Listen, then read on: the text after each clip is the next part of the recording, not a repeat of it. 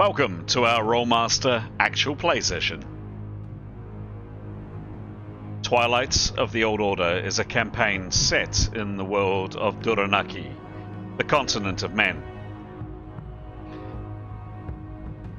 In this gritty, cutthroat world, politics, religion, and commerce are all intertwined and reign supreme. Characters need to be both smart and ruthless to survive. We hope you enjoy our story, and, as always, may the dice roll in your favor.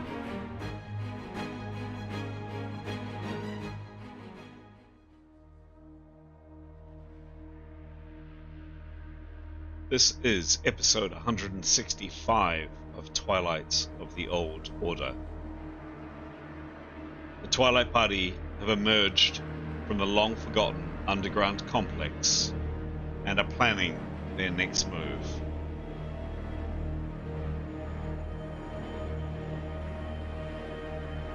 We pick up the story with our heroes back in Ras Garrett, about to head out on another expedition.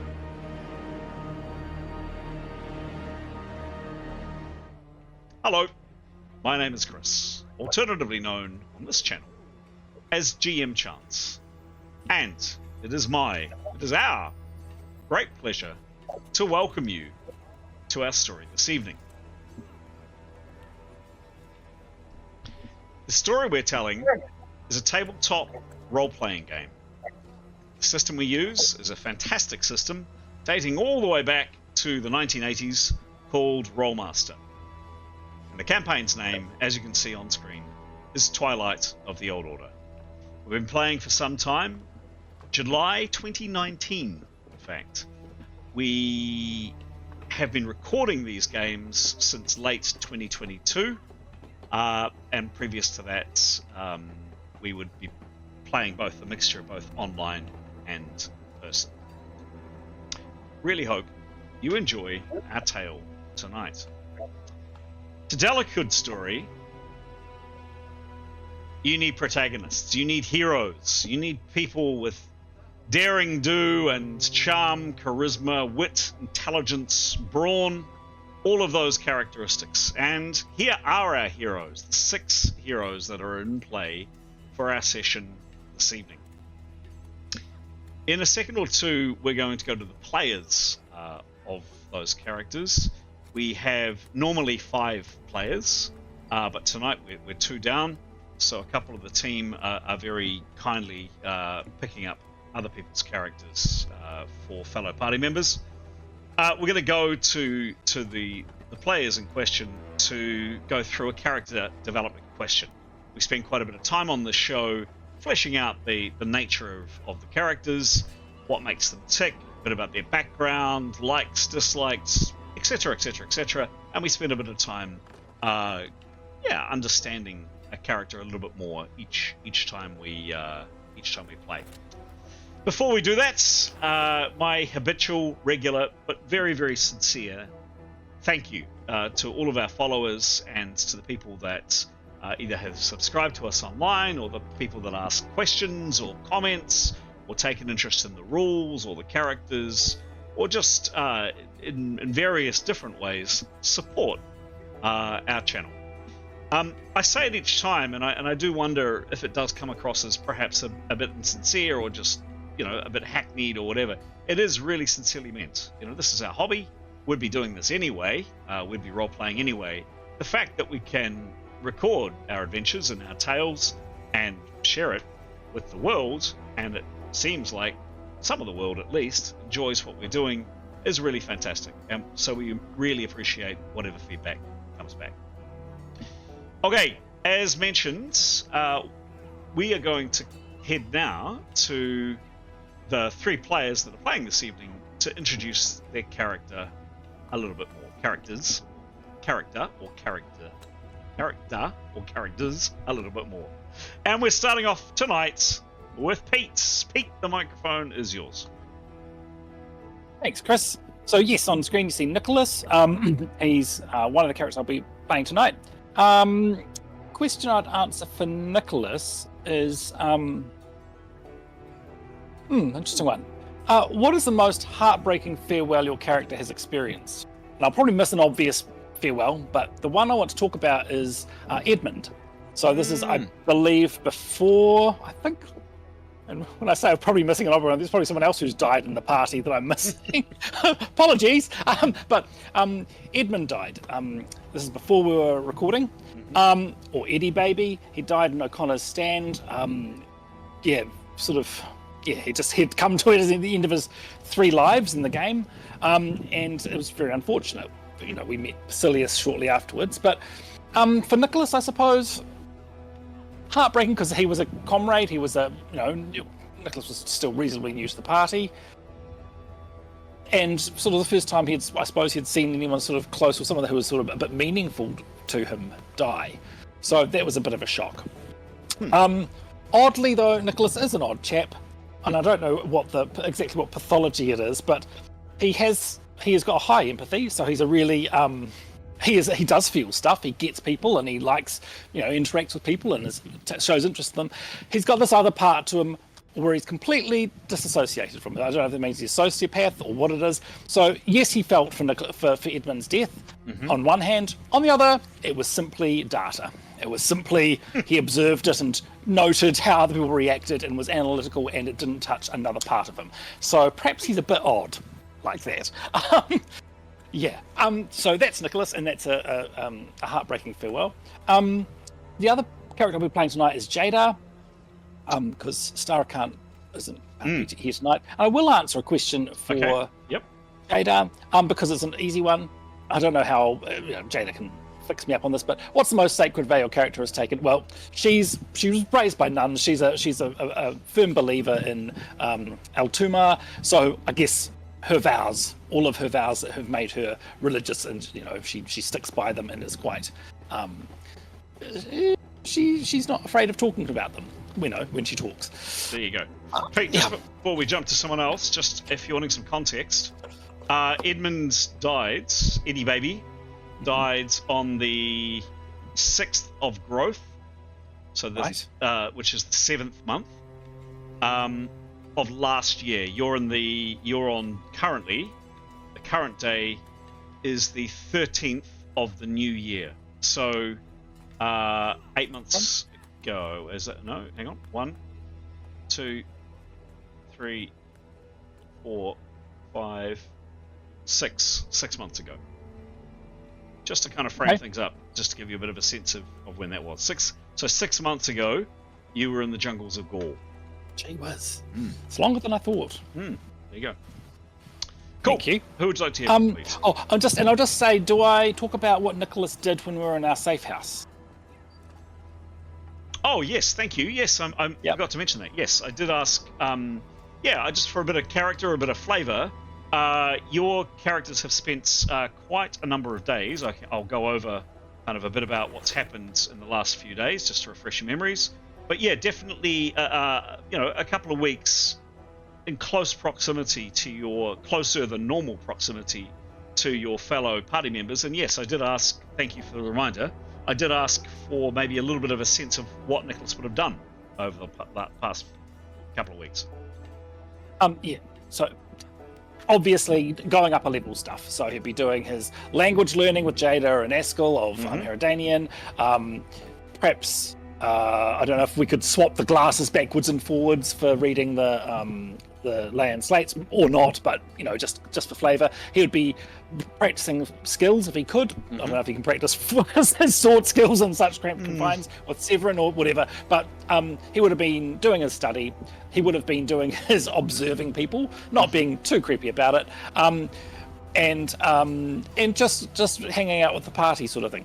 Doing it a lot of his own time, spending heaps of time spent with presence cast to sort of vibe the place and who's around and people watching on the street if possible, through the window.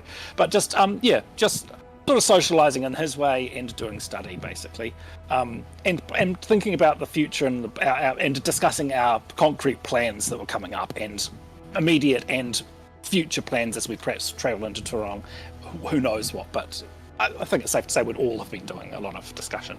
Cool. Excellent. Thanks, Pete, and thanks for the reminder on that. Who would you like to hear from? Shall we hear from Giles, please? Thanks, Pete. So I'm playing 2 characters tonight. The first is Yotto.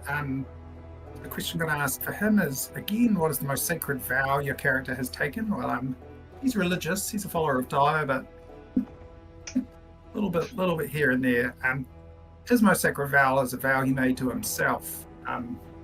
So his father was executed by the very helpful committee for the New Age. Lucky Yotto was made to watch. His father made cones, and the captain who ordered the death of his father scarred him with it across his face, as you can see. And he, at that point, made a vow to kill the executioner, the judge, the captain, and the person ultimately responsible for his father's death. And that is probably the thing that drives him along, and will continue to drive him along as the story progresses. Excellent. Yotto. Lovely. Now you are kindly picking up Anthony's character Askell. No obligation to speak on Askell's behalf, but your call. I'm going to give it a punt and give him a very once over lightly. Okay. And so when I think about Askell, who I've played a couple of times now and enjoy following, fellow warrior mage, and the question would be, how does your character feel about those who cannot defend themselves? Well, I think he'd step into the breach. He'd be up for a good time, but he's not that happy just to see the poor and the helpless whipped about. So he'd be stepping into the breach and getting others to help. Excellent. I don't think he'd put his life in limit risk, but I think he'd be stepping into the breach. Cool. Excellent. Thank you. And with both Sarah and Anthony not here, the mic and the floor, Graham, is yours. I'm playing 2 characters. First of which is Severin. And the second is Tanya. I'm going to cheat and answer the same question for both, because under similar circumstances, neither of them had really direct experience of what magic was or felt like, or they'd been around or alongside people in the party up until we went off and became the champions of Narth. And both of them were kind of interested, and Severin absolutely fascinated by magic but had no understanding of it. They made a bit of money after becoming champions and saving this border town, and so they spent it on magic weapons. And that was a first experience both of them had at that point of what it meant to sort of conjure magic, and so that was a sort of revelatory kind of experience for them, both in Severin's case his sword, and Tanya's bow, both of which were able to cast spells from those objects. So that was pretty awe-inspiring from their perspective to feel that, and I guess their interest continues. Severin's probably spent a bit of time kind of working on the totem and figuring out how that works, and just generally interested in the new items the party have got, and he's kind of getting increasingly interested. He'll probably ask tips from Nicholas and about what his abilities are, what he can do. I mean, he's seen him do things, but he's kind of interested, getting more and more interested in sort of what powers Nicholas may have, not in a kind of in trying to extract information from him, but from a genuine sort of enthusiasm. Whether Nicholas would want to divulge is another thing, but anyway, genuine interest. And I think otherwise time would be spent Tanya maybe doing a bit of drawing, bit of scribbling. Yep.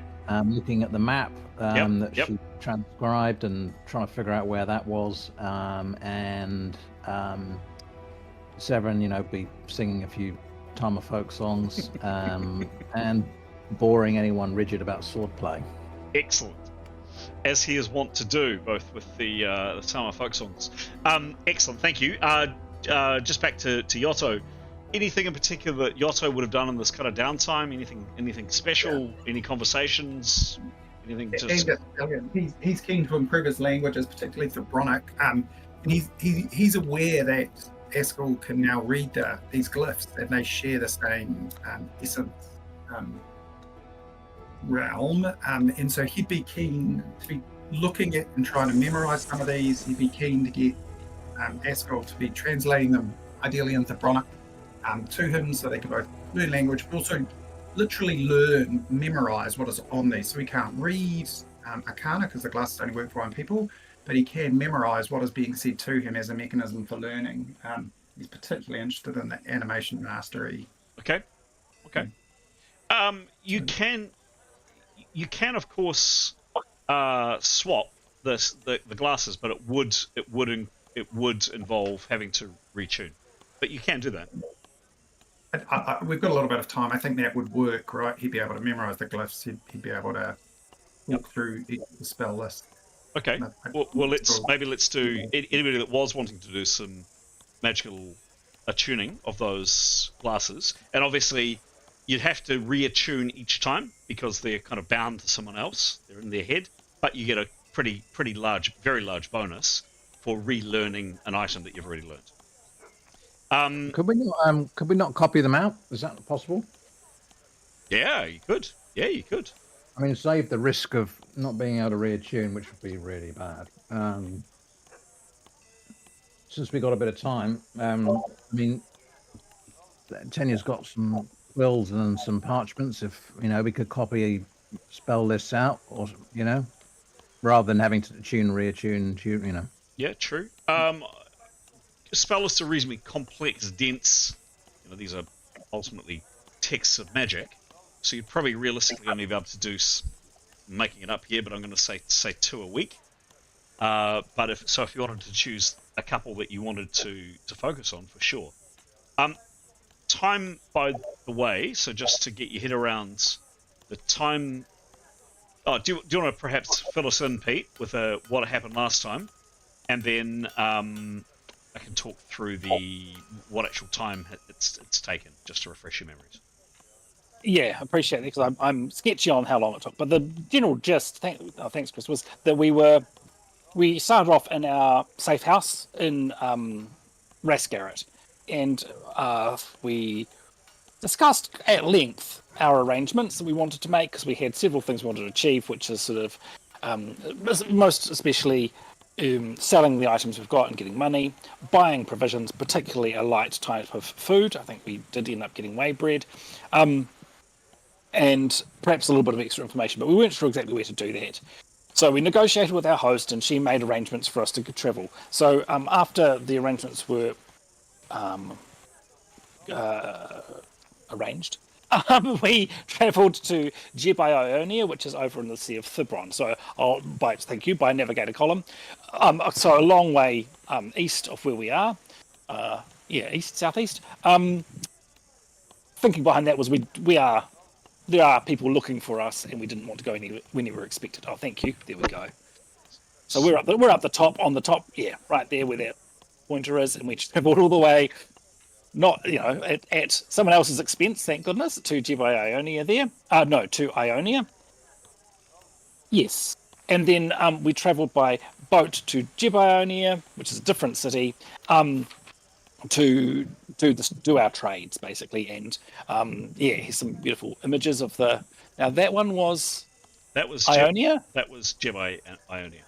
That's Jebai Ionia, that one there. Okay, cool. So a lot more of the blend of and I didn't include it last time.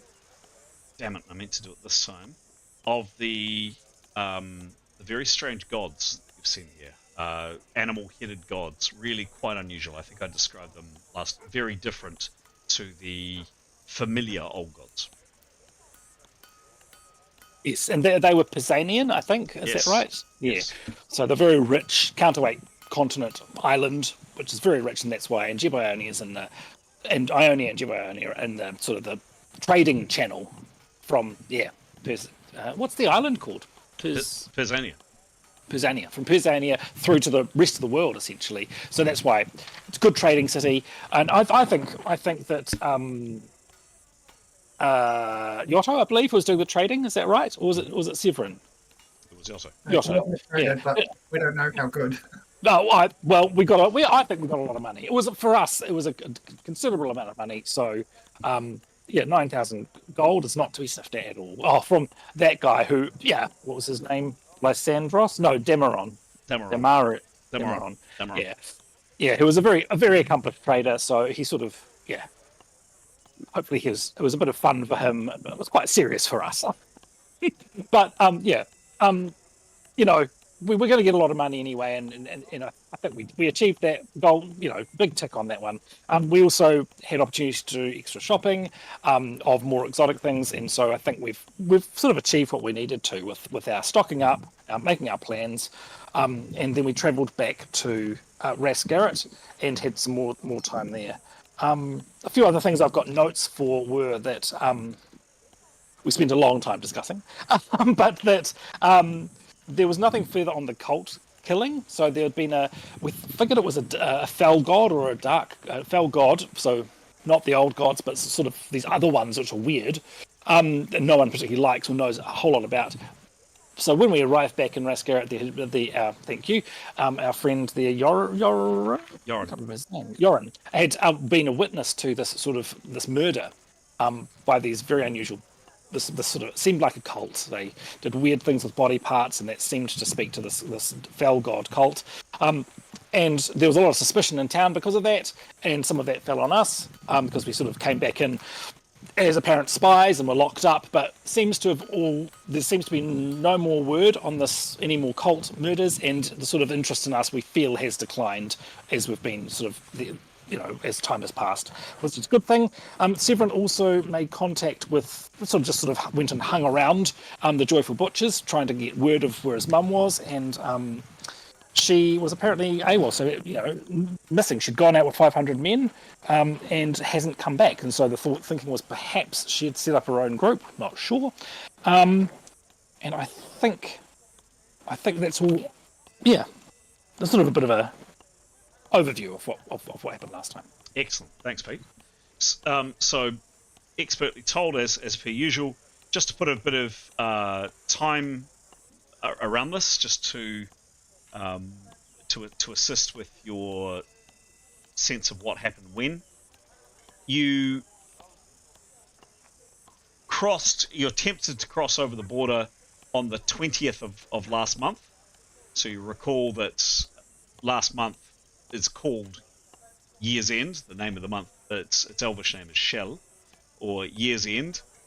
You attempted to cross the border. You were betrayed and imprisoned. You slept in prison for the night of the 20th, the 21st, the 22nd, the 23rd. On the 24th, you're quite... a number of your hosts seem to be quite accomplished. They seem to be quite... At face value, some of them are quite unimposing. Maisie hasn't come across as anything particularly exciting, you would say. But somehow she was able, either her or people she knows or something, she was somehow able to extricate you as potential spies, accused potential spies and or cultists coming across the border, and was able to get you out of a rather unsavory, very unsavory prison in Ras Garrett, the garrison prison. You weren't especially mistreated, although Askell and Jada were definitely given a lot more negative attention, a few kicks and punches.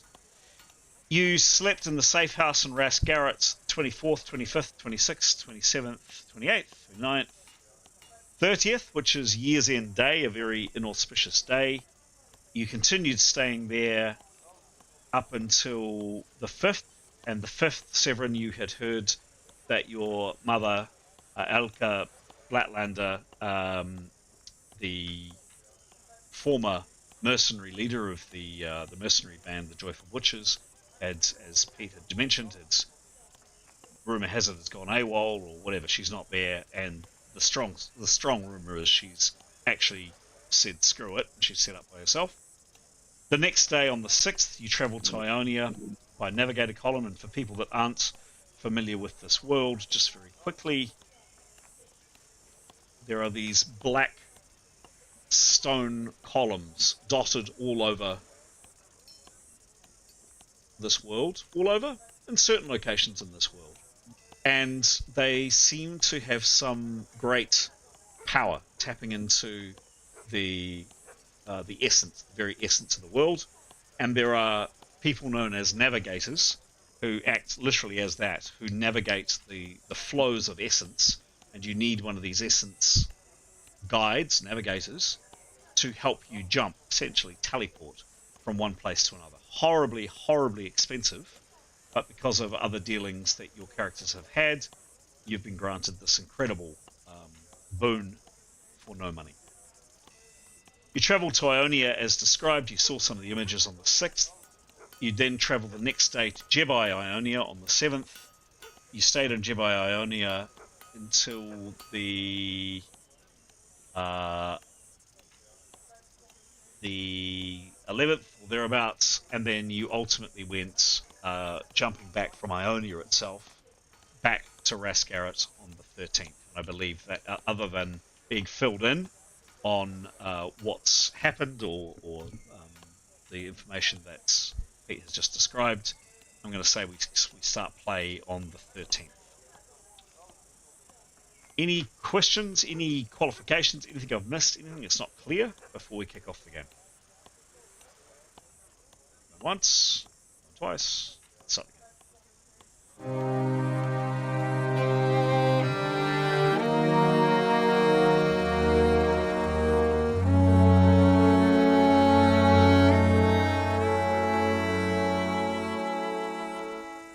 So you've arrived back in Ras Garrett in this pottery shop owned by your host Maisie and her husband Joran. Some pottery stuff stall that he has outside. That's the street that the pottery store is on. You'll note, by the way, this comet, which is getting brighter and brighter and brighter each day. People are now commenting on it quite regularly. You've arrived back, and unless I've got it wrong, you're in the kitchen with Maisie speaking to her. What do you do?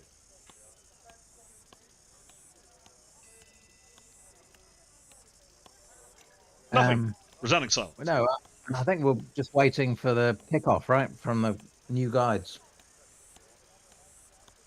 I agreed. Yep, I thought that in our request to her for arrangements, we'd requested that the guides would be ready the day after we got back. I think was what we'd asked her for. Correct.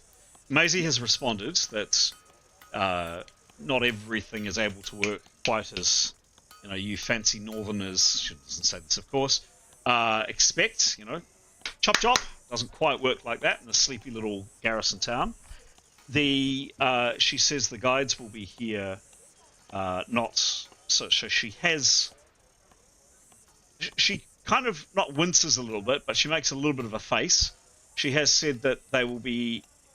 I understand it was not easy to get people to agree to accompany you this time round, but I have managed to quite a large sum of money.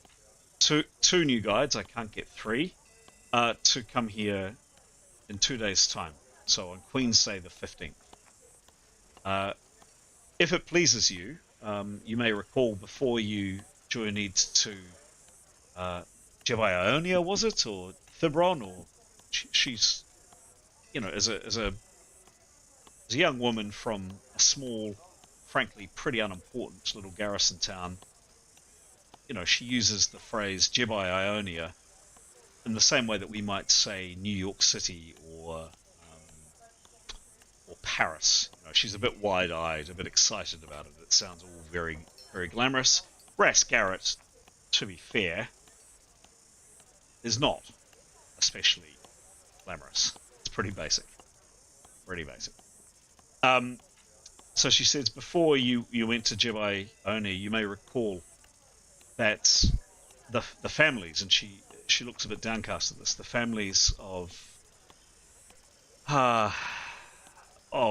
Brannon and Donnell and Fergus would like to speak with you. They're obviously deeply worried about what's happened to their menfolk and would like to speak with you. With your permission, they could either come this afternoon or perhaps tomorrow. This afternoon would be fine. Okay. I think we'd be happy to speak to them. Okay. Yep, sure. Any other actions I should be aware of for the rest of today? So just to check with everyone, we're kind of ready to roll, aren't we? Really, we've got food, we've got water. Yep. There's nothing else we need, is there? That might be forgetting. Just Magical weapons. Well, Just- that would be nice. just Well, one. I think we might ask her if the traders come into town, if she could tell us before we go. You never know. Never not know. expecting it, obviously. Graham, just to check, and bearing in mind you've had other things occupying you of late, Graham, did you get a chance to sort out the mundane items that Severin and Tanya were wanting to do? Monday night. Oh, I don't think, other than food and water, I don't think there was anything. Okay. Cool. Oh, unless she's no, sorry. Yes, she would. She probably needs to stock up her arrows. That's probably the only thing. Okay. Cool. So I haven't got anything either from Jadar, or I haven't got anything from Askell. So I am assuming they didn't purchase anything. I am guessing. So because I did ask for people to pop down in the intervening last couple of weeks, whatever. And Giles, I know you had trouble accessing the books. So yeah, just So we would all make sure we've got 2 months worth of whey bread, though. So they definitely, we'd agreed to that. So they definitely have those supplies, and obviously we'd all fill our, water containers and stuff. So we've got as much liquid as we can reasonably carry. So I'm certain that Haskell and Jada would have done that. okay. But they didn't. They definitely didn't put anything into the Discord, so I'm assuming they're not interested in purchasing anything else. Okay. Any other actions I should be aware of?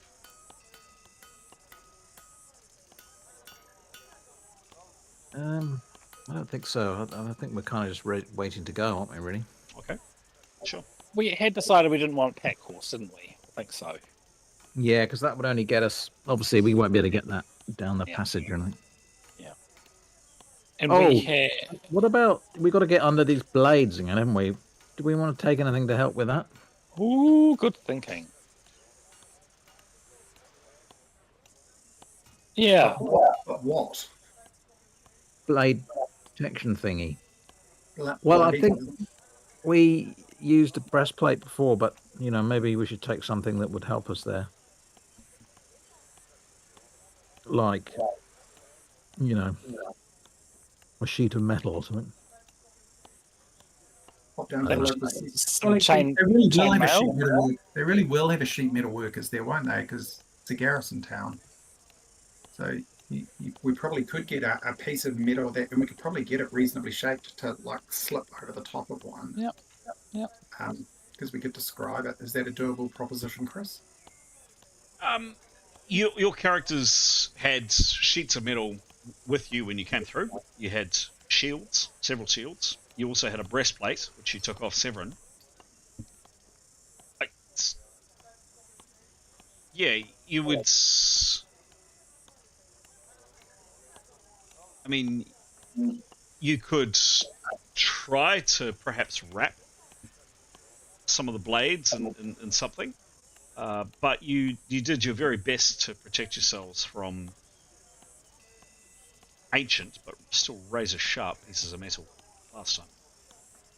So I guess what I'm saying is getting probably no metal is going to help you any more than frankly a breastplate from a suit of armor is going to. That's going to be the hardest metal you can find. I can't remember, Pete. Can you remember if Jadar's burned through some common herbs, and is there a herbery in this town? Because I suspect Star would have restocked if she was here. Yes, I think she would have. I don't remember that she has used up anything in particular. She's pretty good on her spells. Okay, fine. I think we'll just have to leave it. Yeah. And the base of the passageway that under those blades, was that rock? Yes. Okay. Yeah. basically jagged pieces of metal with a narrow gap in between, and you've got to wiggle your way through. You were able to mitigate some of it by putting a breastplate, which definitely made it less severe. And you remember the description from coming out that you're not you're highly unlikely to get a serious injury unless you slip and do something really, really bad. The blades aren't moving, of course, so an injury is likely to be a cut rather than a disembowelment. I remember what it was we were supposed to be doing. Furs. Yeah, fair school. Well, all of us really. Oh yeah. But particularly Askell. I don't really know the nature of Askell's affliction, but is there any way of mitigating it, Chris, in terms of wrapping him up like a Michelin man?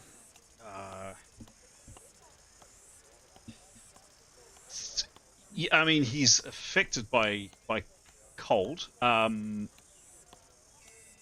am part of me is inclined to say there's been 2 weeks opportunity to stock up, and if players haven't stocked up on stuff for their player, for their character, yeah, I think that's opportunity lost, I'm afraid. Well, I was suggesting the whole party get themselves a nice fur coat. If you guys would like to, I said mundane items. There is everything for sale in Jedi Ionia. So if you want to find something appropriate, ideally, we weren't going to do shopping tonight. Ideally, we were going to move the game on. So preference is not to do that tonight. But I'm happy to make that as a small backtrack and add them to your list. Okay. So people have had 2 weeks to do this. Furs, then I think. Yeah. Well, okay, we'll sort that out offline. Right.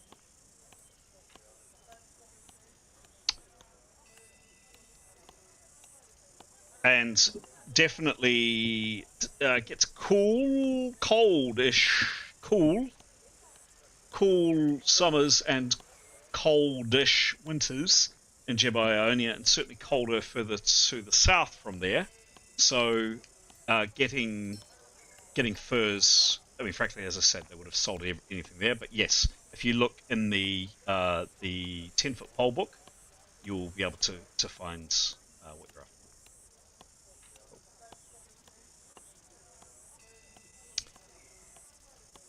Anything else I should be aware of?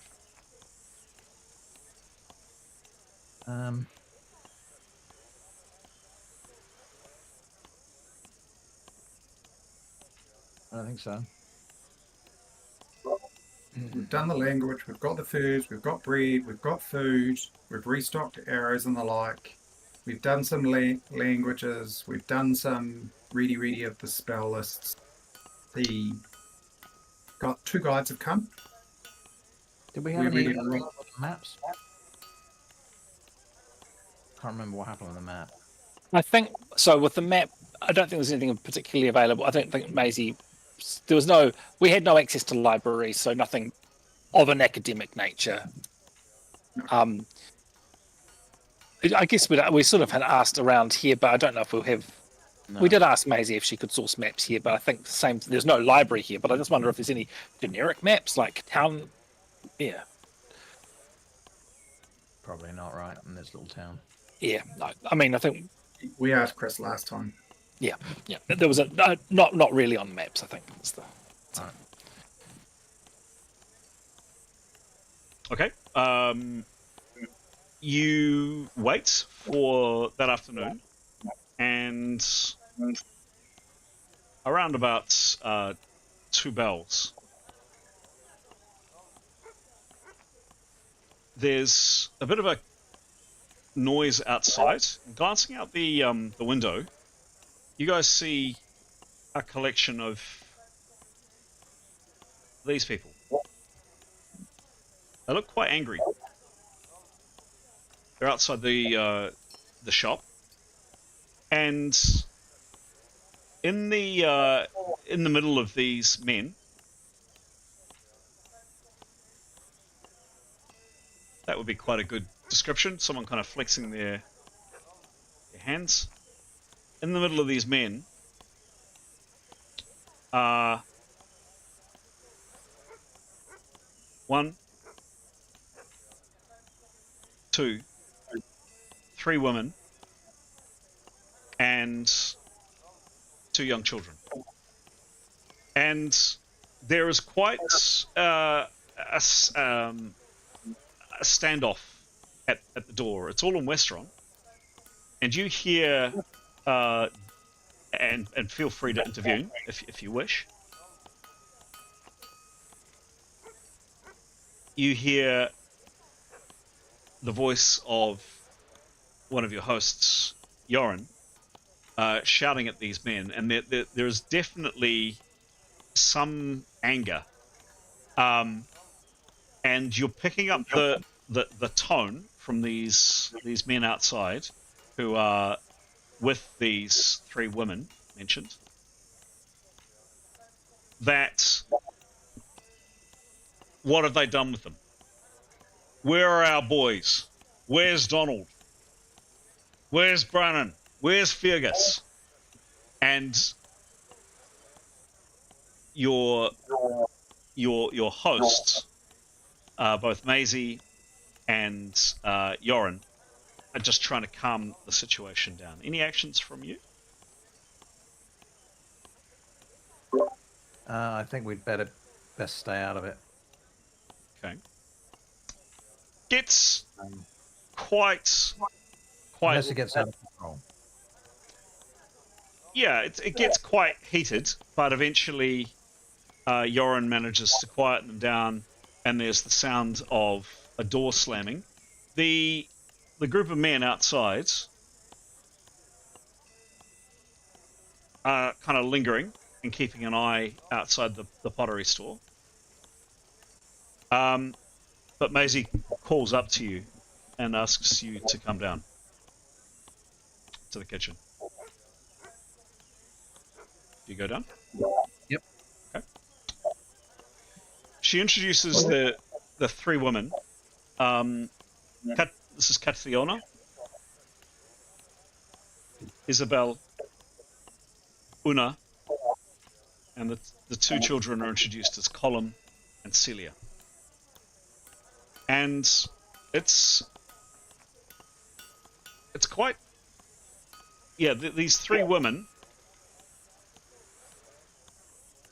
are just staring at your characters. Well, Severin will do his utmost to sort of put them at ease, and he'll greet them respectfully and introduce himself and the entire party.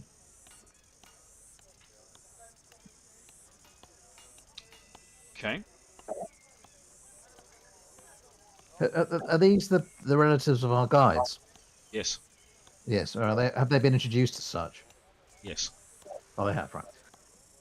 Well, I guess if it was his place to do so, he'd invite them to sit, and he would appear troubled by the story he has to tell, and as empathetic as he can be, and would say, say something of the time they spent together with the guides and call them by their names, and say, that he said, quite have, I can explain what happened and any questions you might have, and he'll very respectfully describe how they left town, crossed the wilderness, and how expert they were at finding their way across the wilderness, and so on and so on. And then he'll describe, really what happened, coming up to the village, and that they found the village had been infiltrated by some foreign folk, and that we got into an altercation with these foreign people. The guides were well back and weren't involved in this, eventually they were liberated, but during that altercation, a wyvern attacked. Again, And from all of them, there's an intake of breath. A wyvern, and not all of them, by the way, seem to speak Westron quite as well. So this woman here, Isabella, up on screen, is translating certainly a little bit to this woman. In what language? In Alberonian. Oh, okay. So yeah, we explained that there was a wyvern attack as well, and some of the villagers were killed, which was tragic. The foreigners that were there were dispatched, but the villagers were nevertheless angry that we were there, wanted to be left alone. From understandably their experiences of people from the outside had not been good in the recent weeks, and so we, as agreed, we set on our journey beyond into the valley itself, but we'd agreed with your good relatives that we would go on alone, and that they would make camp and we would see them some days later. So we duly went on up the valley, but when we returned some 4 days later, can you remember how many days we were gone? 4 days later. 4, I think. So we're still within the agreed time that we would meet them and make the return journey back to here. We found we couldn't find them. Their campfire. We found the campfire. We saw that it had been extinguished maybe 1 or 2 days earlier, but couldn't be totally sure. My colleague, friend Tanya, tried to see if she could track which direction they'd gone in, but there were so many prints we weren't clear which direction they had gone in, and so we tried to ask at the village where they were or where they'd been seen, but we were fired upon. They didn't want any dealings with outsiders, so we weren't able to find out where they'd gone. We hoped that they had, for some reason, had to pack up early and would have returned to Ras Garrett, but that evidently isn't the case. But we saw no signs of altercation or anything particularly. We don't know why they left, but yeah, that's all I can tell you, and I'm very sorry about. Very sorry that I can't be, and I hope with all our hearts that they will show up soon in the days to come. So this woman up on screen, introduced to as Isabel, spent some time translating, particularly for this woman, and to a lesser extent for Una. Una seems to have a bit more of a grasp of the language. And they talk amongst themselves, and their voices are getting raised, initially at each other, and then finally Isabel turns to you and just yells, "Where are our men? Outlander, what have you done with our men? Why do you lie to us? Why do you take our men? You come here, you foreigners, you steal, you take." At this point, the two children start crying. She's getting quite angry. So, Severin will attempt. He will look saddened and bow his head, and attempt to charm her so that she calms down. Okay. We'll go to that roll in a second. Anybody else? Any other actions I should be aware of? Well, Yotto doesn't understand any of this. He'd just be kind of getting more and more diminutive and following Severin's lead, and I think Askell would be doing the same sort of thing. Okay. And anything for Nicholas or Jada or Tanya? No, nothing from Nicholas and Jada. Just wanting to be alongside, looking sincere, and wanting to look sad for them. Okay. Severin, could you give me a charm at -70, please? Blimey. One thing he would like to say is he would like to say, look, tomorrow we're going back, and obviously we will search high and low for more. We've going some other people have agreed to guide us there, and you have my word that we will do everything we can and see if we can. I hope our new guides will be able to communicate better with the village, and we'll try and get some answers for you to tell those guides to come back. Because this, but yeah, and he'll anyway. Rolling now. Yes, please. This is not 71. master. 71. It's a good roll. Plus. 73. Okay.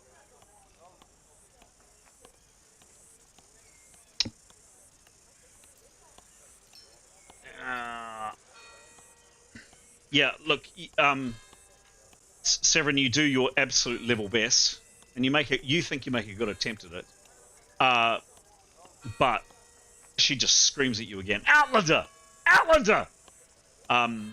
Very common term, Nicholas, you've heard this from where you're from. Maora people will often term non-Maoras as Outlanders or foreigners. And as she's screaming at Severin, she draws a knife from his sleeve. Nicholas would want to speak up about then, I think. Okay. And he'll be speaking in Alberinian. Okay. Now, he's reluctant because he doesn't have a charm skill, but he'll just want to... He's aware that if being an Outlander is a problem, he'll see if he can help by not being an Outlander. So he'll say, please be calm, please listen. And he'll introduce himself. He'll say, I'm from from Seymour, up north. He doesn't expect them to know where he's from, but he'll describe his history. Mm-hmm. I'm from whichever tribe he's from, and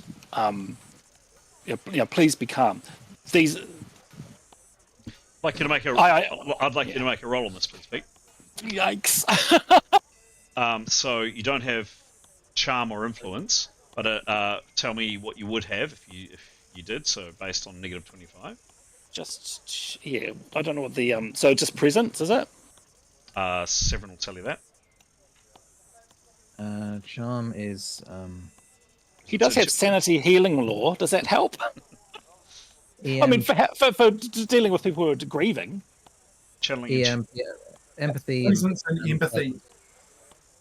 Sorry, what was it? Empathy presence? Yeah. Correct.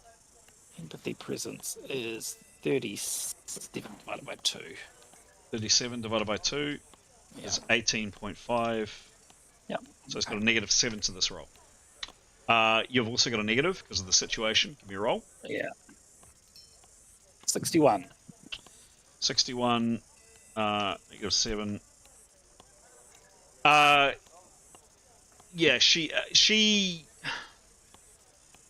hasn't attacked Severin, but she's got the knife. She's pulled it out, a wicked-looking dagger that was up her sleeve, and is menacing Severin with it. She wasn't a failure from Nicholas, and it wasn't a blunder. It was a failure, but it wasn't a blunder.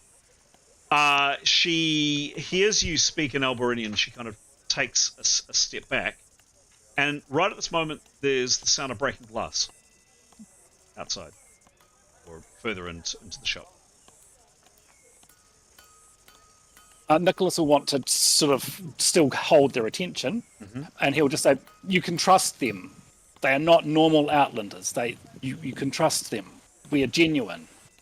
Any other actions from anybody else? Yoren, by the way, has heard the smash of glass and is moving in the direction of it. Where is it? Behind us, in front of us, to the side? It's coming from...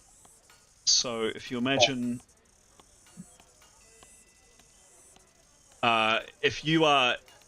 Here's the main door to the shop, and the main door to the shop, by the way, is not like that. I've described several times. It's thoroughly barred and very solid, actually.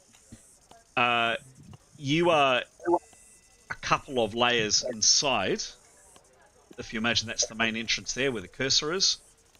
It sounds like one of the windows out here has just been smashed at the front of the shop. How many people do we see outside, Chris? Because you put up lots of pictures. Yeah, it did. So lots. Well, I think Severin will back away and Okay. say, and I think, and urge everyone to go upstairs, I think, because we won't have our weapons with us, presumably. So if there's going to be trouble, we might need them. Okay. Severin, you back away, and her dagger comes down a little bit. She's still got it up in front of her.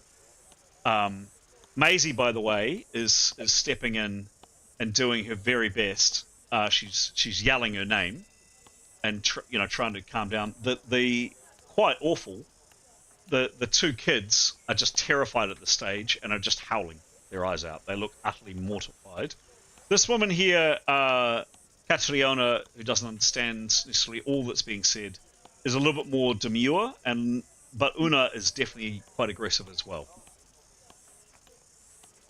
I'm going to go around each character. I know that Severin's backing off. What does Nicholas do, please? Nicholas will have his hands up, but he's not going to be in their faces. But he's not, he's not threatening in any. He won't be threatening in any way. But he'll be pleading with them to consider their children, and just to be calm. Let's talk. We want to answer your questions. We want to explain what's happened. You can trust us. Okay. These are not normal Outlanders. Okay. Great. Jada, this massive, huge, tall Arab woman. I suppose she will be retreating as well. She'll just she doesn't want to shove her face in the thing. Okay. Going on to Yotto and Askell. I'm terribly sorry, Chris. I thought I had Askell's sheets, but I don't. He won't have. How much of this conversation has he understood? Parse. I apologise. That's right. Look, that's right. Have you got an old one? In you should have an old one in your Discord. Yeah, the question is, I just can't find it. I can't let me. I do. So look, Askell's going to back away and probably back up the stairs. Hands up. Yep. Man, how'd you find this quick? Hang on, I'm just going to load the sheet now. Where is Yotto? There's Yotto. Well, here we go. Just coming. I appreciate it, Chris. My apologies. No worries. All good. I appreciate you playing a character that isn't your own. And helping out the game. Here we go. Spell list and Askell coming into your chat now. Thank you. I will save them this time, I promise. Sorry. What? We'll go on to Tanya in the meantime. What's she doing? So Tanya's going to slip away up the stairs, just a little way. Yep. And then she's going to call her sword. Okay. Okay. That does out of sight. Right. That does require a roll, as Alex has done. Give me a roll. 96. 96. Fair to say, swing. It's right in your hand. So she will stay out of sight. Yep. Put the sword behind her. Yep. But is just going to be there in case things kick off. Okay. So on her way up the stairs, and others would be aware of this, there is the sound of a bit more breaking glass and Yoren yelling. Upstairs or downstairs? Downstairs. On the ground floor. What's he yelling? What's Yoren yelling? Who's asking? Yotto or Askell? Well, Yotto doesn't understand any of these languages, right? So correct. So I don't think Askell can ask the GM, but they will be listening. What? So I am asking you if we can ascertain what Yoren's yelling. Yep. So are any characters able to understand them? well, I don't know what the characters speak. They're speaking Western. Then my two will. Askell's going to bail upstairs. Okay. Yotto's going to burst into tears. Okay. He doesn't understand any of this. He doesn't like this sort of thing. Women are clearly really upset. Kids are upset. Lost both his parents. Pretty upsetting for him. Yeah, sure. Cool. Okay. Severin, you were backing off, and so I'm in my head. Both Nicholas and Severin are still in the room, but well, Severin is definitely backing away. Anything else that Nicholas is doing? Oh, there was one more thing Severin was doing, but Yep. What's that? he wanted to just say very, very plainly, we want to help. Do you want to help for us to find them? Do you want to come with us and look for them yourself? You're getting the sense that anything you're saying is not helping. She is getting more and more angry, and she whips around at you with the knife. All right, I think he'll go upstairs then. Okay. So we'll Terry face the Otto. Okay, Nicholas, by my count, you're the only one left on the ground floor. You can hear Yoren dealing with a number of raised voices and angry men at the door, and someone is hammering on the door. He will. So, can he judge from what he's been saying? What's hits? Has anything been effective? Not really. You're less offensive than Severin, okay. Perhaps, but marginally, you weren't successful in trying to convince her. The fact that you're an Outlander might, and you look a bit like her, maybe has something, but she's pretty angry.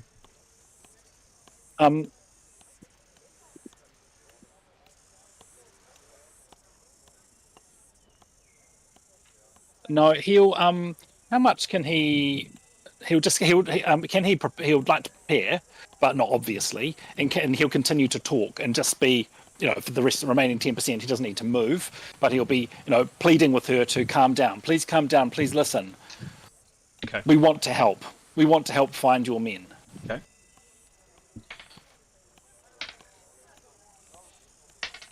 So Maisie is talking in a mixture of mostly Alberinian, but kind of interspersed with Westron, and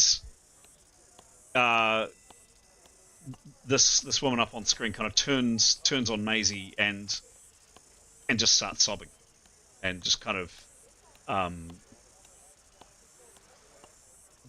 she's still got her knife in her hand, but grabs Maisie and just starts sobbing. Is this de-escalating somewhat? Like what are the other two women doing, particularly the other redhead? Is she staring daggers at Nicholas?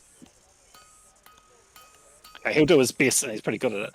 He'll do his, I'm harmless. I'm sorry, and he'll just say, "We want to help. We want to help. Can you? We want to search for them when we go back. We don't know what happened." Slavers, cultists, swine, Outlander swine, friends of Outlanders. You're a traitor to your people, she says, pointing at Nicholas and Alberinian. It's close enough. I've asked you to make communication rolls elsewhere. This time it's kind of a bit more influenced in Westron as well, so it's not kind of the raw native tongue. So you do get it. You're a traitor to your people, she says, looking right at Nicholas. I think he'll shut up. He'll still want to be, perhaps. He'll move backwards, and depending on where the doorway is. I mean, I don't think he should want to leave entirely. I think they need someone to focus on, but he'll sort of not quite sidle off, but not be in their faces anymore. He'll continue to prepare. All right. Any other actions from anybody upstairs? Tanya's got her sword out. Nicholas, Severin went upstairs. Yotto, Tearful Yotto is upstairs. Jada and Askell have headed back upstairs to your rooms. Anything you're doing? Askell will draw his cutlass where he's out of view. Yotto will prepare. Okay. Severin would make the point that the worst thing we can do now is engage these people in arms. Because I agree. I mean, they're gonna nail us. I'm wondering about flying away. They won't nail us, but they will bring the guard, and then we're in all sorts of trouble We again. want to just fly away. Can we fly? It's either that or get nipped by a guard or get slaughtered. I think we should just step back and make it clear to our hosts that we're here if they need us, but otherwise we're probably going to do more harm than good unless you have some magic to calm. No. Yeah, nothing Problem with, but, problem with calming magic is that they know they've been calmed afterwards. So can yeah. do. It's the old calm and run, you reckon? Anyway, I reckon we stay out of sight is probably the best way to diffuse this, right? Yeah. Yeah. And actually, that tactic ultimately seems to work. Nicholas, you make yourself scarce, and after a while, the shouting downstairs quietens down. There's no more breaking glass, although you hear Yoren speaking quite firmly. And after a time, there's footsteps downstairs. There's the sound of the very large, quite please, it's quite a large, heavy door being opened after first the two beams that close it are opened, and it sounds like people go out and the door closes behind. There's a pause of about 5 minutes, and then you hear Maisie's feet on the stairs. Anything you're doing or saying? But well, make sure no weapons are out. That's for certain. Okay. We'll just sit nonchalantly on the bed. Stand when she comes in. Severin will apologise again, saying, "I'm sorry our presence is causing you so much grief. I'm afraid I tell the truth. That is all we know, and we will make inquiries. If our guides that we're taking will speak to the villagers, perhaps they will give some more answers, but we genuinely just do not know. As I say, we made the arrangements that we made with them, and they camped out and waited for us, and we came back and they weren't there, and that's all I know. We looked for them. We tried to ask the villagers, but they fired arrows at us. So yeah, it's but of course, anything we can do, we will do when we go back there. But I suspect we might be in the hands of whoever our guides are this time to make inquiries at the village. If there are guides for N7, she says. True. I don't know after today, because word will travel after today. Whether you still have guides or not. Yeah, I understand. They're good men. Brannon, Fergus. They are good men. They are. I mean, we got to know them. We only knew for a few days, but we'd set up quite a relationship. It was we were swapping stories, and they certainly weren't injured in any of the wyvern or the other foreigners. They weren't injured at all. They stayed well out of that under the trees while that was going on. So they were. When we left them, they were in good spirits. I can't think of any good reason. It would be good if we could return to the village with someone who they could trust, that we could try and get some information. But I don't think we tried twice to talk to the villagers there, but they were mourning their dead. You mean the farm, Adana farm? Yeah, the farm, the Adana farm. We tried twice to speak to them and ask what had happened with the guides, and they just didn't want to speak to us. They were mourning, obviously. They'd lost some family members in the wyvern attack, and they were under some trauma of being invaded and captured by these other strangers, seemingly from Tarong, who had invaded the farm. That's all we know. I mean, look, we're happy to help in any way we can. Although it feels like at the moment we're better just gone. Yes, I think you might be right.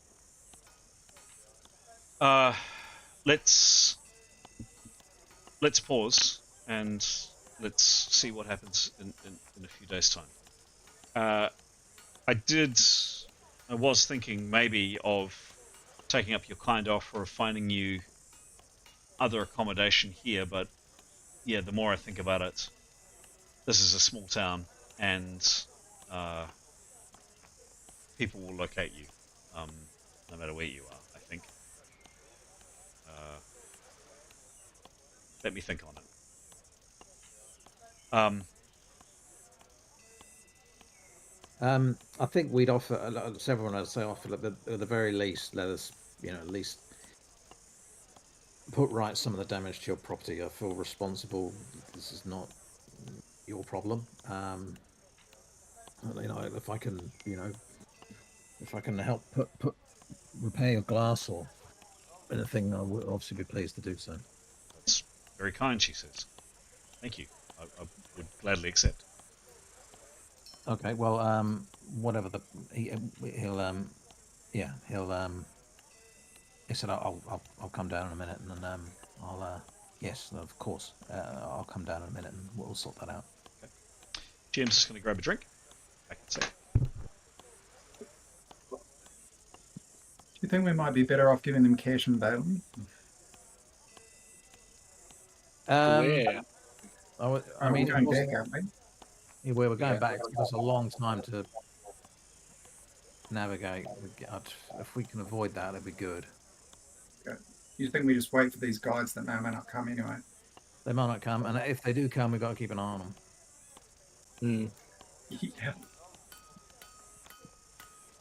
So you're making my fear is that these guides will show up and they'll lead us out, and we'll be ambushed by a whole load of people. Yeah.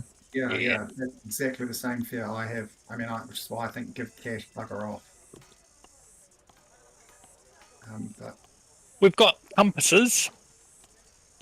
Was what something that Nicholas purchased was a compass, so we can hopefully not get lost in the wilderness. Now we know that if we can get from Maisie the bearing. didn't someone draw a map on the way out? It's not much to draw a map of. That's the problem. We were taking notes, weren't we, as we went out though? We were taking notes, so we would have a better idea going back. How do we cross the border? There wasn't even a border the first time around, was there? Well, it's because the guide slipped us out. Well, we're caught between a rock and a hard place, aren't we? Right? I think the guides are going to hand us over to the guards at the border, and we'll get mobbed. Well, we could ask our hosts if they would tell us the way to slip out. Yeah, and then just risk it. I think it's a good idea, Graham.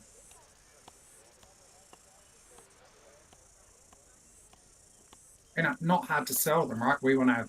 Enough's enough. Don't want you to have this. Let's go. Yeah. Cover of darkness. Yep. The alternative, of course, would be to get close to the border and then just cast fly on us all and just fly over it. People aren't going to be looking for at night time. At night time. I presume there's no 747s for us to hit. Right? Even if we can't see well, we should be able to clear the border, clear guards. Got 10 minutes of flying. We get 1,000 feet, essentially. That's a kilometre. It should get us over the border bit, right? I mean, that would be another possibility. Unless there's a stiff wind, in which case we could cast float and just get blown along. I think the trouble is it better to be spotted flying over the border? I don't know. How often as a guard do you think you'd be looking out for flying people? Don't know. I mean, it would stand out a long way. It would have to be black, and we wouldn't know where we're going. That is all true. I completely agree with all of that. So, Chris, actually, talking to Maisie then.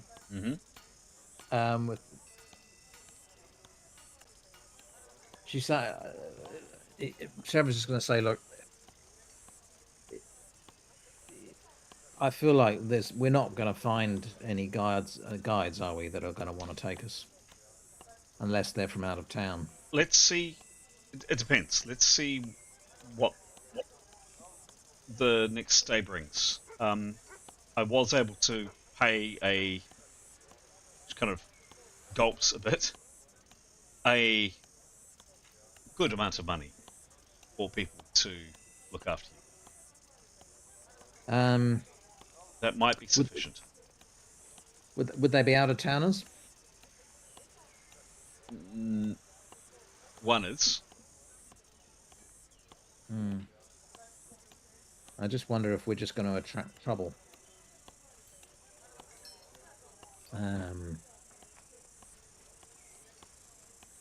Especially if you're having to approach people that you don't trust, and It's not that. I do trust one. Um, Well, I, could we just have, is one guide enough or not really? it's definitely safer with two. I'm told. Con, I've known for a long time. He is a distant cousin of Brannon. Very distant, I understand. Mungan is a trapper, someone that's a hunter.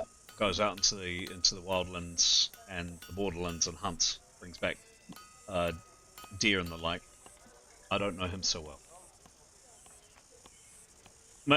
Let us see. What may have occurred here today may have put everybody in town off, both my house, and with that she looks rather sad, and with dealing with you, or it may not. Because when if they do come to talk about the journey in advance, might we suggest to the people that they could just slip us over, put us in the right direction, making sure we avoid the border, and then they just guide us a little way and we'll go the rest of the way. But if we go there and then, maybe that'll create less problems. Let's see, she says. What do you guys think? I mean, I guess Maisie will have a pretty good sense of the trustworthiness or not of the people she's employed. I don't have a local protocol skill, and neither does Askell. I've got no way of interrogating anything to see if there's a way of ascertaining the certainty or not of what Maisie's saying. But one would have thought if Maisie thought we were in trouble or these people might turn on us. So if they come, I think she's saying trust them. Seems crazy. Otherwise she gets a bad rating on TripAdvisor, right? Well, yeah, that's right. Otherwise she'd say leave. Yeah. You would have thought she's going to lose her consistent cash livelihood. Yeah. If she sets us up, that's her potential risk. So, in everything she's done today, suggests she's trustworthy for us. Oh, it's not like I don't trust her. I think she's got every, she's in the employ to help us, but. It's whether somebody who's down to guide us leads us straight into a nice merry band of men. Well, our choices are either we ask her, I don't know what the local protocol is. If you pay someone, are they honor bound to follow it, even if they hate your guts, or are they just not going to care? I don't know what the local protocol is here. Didn't seem to work well coming back in the city, did it? I mean, I think my suggestion is once they come around over to talk about the trip, do we actually ask them to leave there and then? We pay them the same money, but we just get them. We will leave there and then rather than the day advance, so they have no time to prepare. Great. But they take us outside the town, take us over the border, drop us. We promise never to come back. Yeah, agree. And then we're gone. Yep. Well, the most at-risk time is leaving and crossing the border, right? They're not going to set a trap for us 50 kilometres out. The point is, if they were going to, they need to prepare it. And so if we said that we wanted to leave right there, but they didn't have to take us all the way, and then actually if they took us now, we'll leave town and we'll never come back again. However, we will be asking, we do suggest that somebody goes and talks to the villagers because they may know more about what happened, certainly more than us, because they were there. Yeah. But I think that's probably the wisest move. Yep. Let's do it. Any actions while you wait in 2 days' time? Just make sure we're ready to go and just stay out of sight, I think. Okay. All right. And sorry, and just one more thing, Chris. Thought I'd seen it somewhere in the XP sheet from last time. Askell did put some purchases in the XP sheet rather than the. Okay. Yep. Okay. Yeah, just so you know. Okay. Thank you. Right. Okay, so that was the 13th. The remainder of the 13th. The 14th. Beautiful day. You can hear the crickets outside. 16 degrees is the low, 25 is the high. Few clouds, a gentle breeze, leaves and small twigs sway and banners lap. But yeah, generally a very, very nice day. You sleep the night of the 14th. Nothing else happened. You do occasionally look out the windows, just keeping an eye out. And every now and then there are, not all the time, you're not under surveillance, you don't think, but there are definitely some larger men occasionally kind of just around, keeping an eye on the pottery shop, at least over the 13th and part of the 14th. But by the afternoon of the 14th, they largely dissipate. And then the 15th, the day that these two new guides had said they would show up, dawns. Day of the 15th is few clouds, a light breeze, wind felt on the face, leaves rustle, and veins move. There are a few clouds in the sky. Yet again, another beautiful day in paradise. And I'd like somebody, please, somebody feeling really brave, to give me a roll. It's not a big roll. There are only 6 options. D6, please. Who's feeling lucky? Not me. I guess it's going to be Good Charles. yes, Gillian. Gillian. D. What is it? Exclamation mark D6. D space D6. Yep. Exclamation exclamation mark. D. Space D6. Yeah, that's what I thought. Yep. 6. 6. Interesting. I hate it when you say that. Okay. So around midday, there is a knock on Maisie's door, and 2 men are there. This man and this man. They're introduced as Con, and clearly Maisie seems to know Con a lot better, and Mungan. Both of them speak Westron extremely well. Well, they're heavily accented, but definitely understandable, which was not the case with your previous guides. They're welcomed him. You see them kind of checking over their shoulders quite a bit as they come inside, but they come in. They do have weapons, so they both have. They both are carrying exactly what you see on screen: a broadsword and a large shield, and Mungan has a large 2-handed sword, and both have bows over their backs. They have gear and equipment with them as well. They come in and they eye you. They suspiciously would be a fair estimation. Greetings, says Cobb. Severin is charming and bows low, introduces himself and the rest of the party. Where do you wish to go? Maisie says you require guidance. This is Con speaking. This is Con speaking. Well, Severin will say we would like to go back to the farmstead at the head of the Valley of Whispers. Vale of Whispers. Adana Farm. Adana Farm. Where my cousin's ex-sister's boyfriend's roommate's dogs, best friends, tadpoles, goldfish, aunt's cousin's friend, Branham was last seen, correct?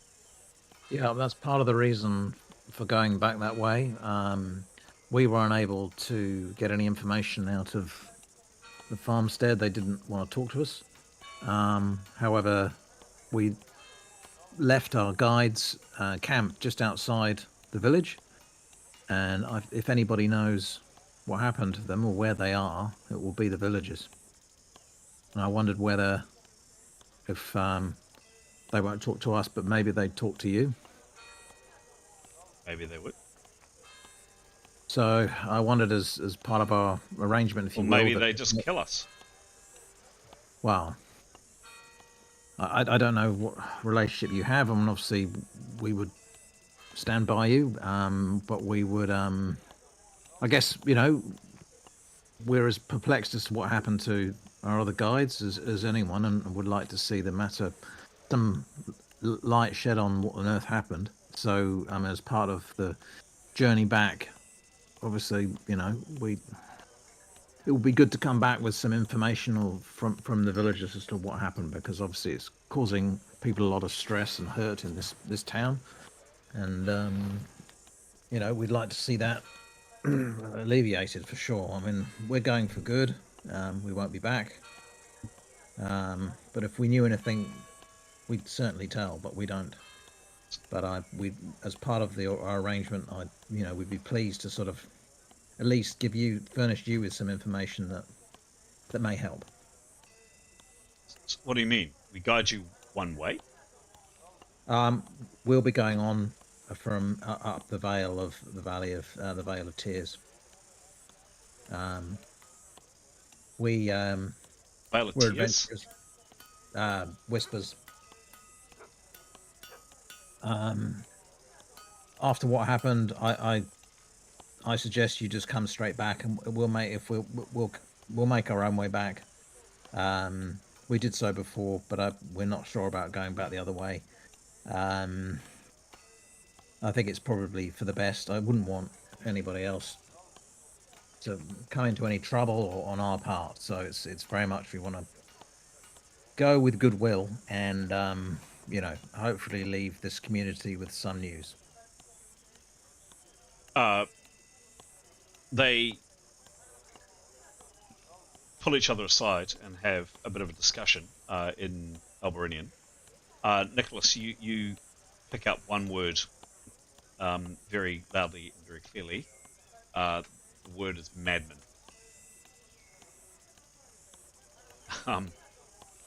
Nicholas would subtly pass that on, but okay.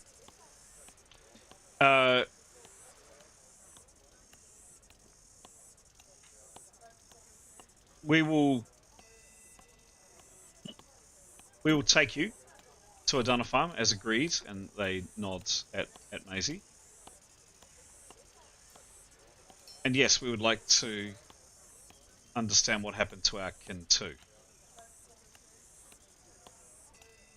Unless, of course, you have any further information about what happened to our family.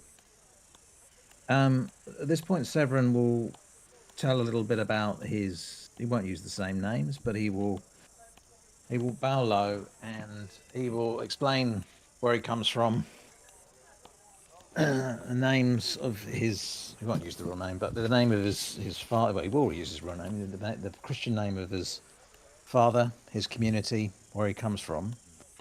And he bows low and he says, I swear on the lives of my kin, my father, my mother, my community, where I come from, that we know no more or nothing of the people who have gone missing, and to name them by names.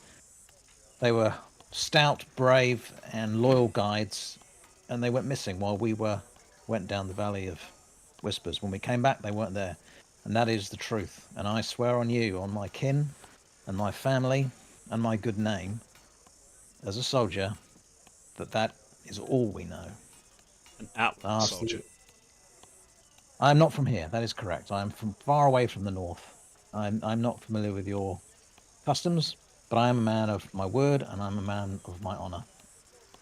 And that is what I say to you. And if you can take that word, I would appreciate it. And if please, speak to people who have spoken to me while I've been in town. I'm a good man. These are good folk.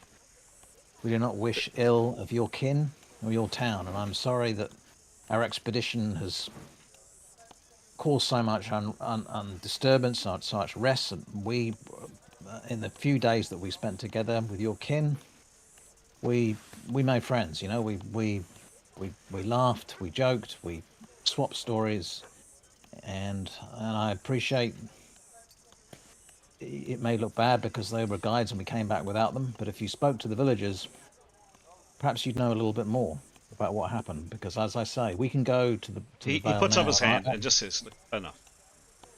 All right. Any other action from... And you can really see that xenophobia runs strong in this part of the world. And you are an outlander. Really, your word means nothing. Any other actions from Yotto or Askell or Jadar or Nicholas? We just want to get going.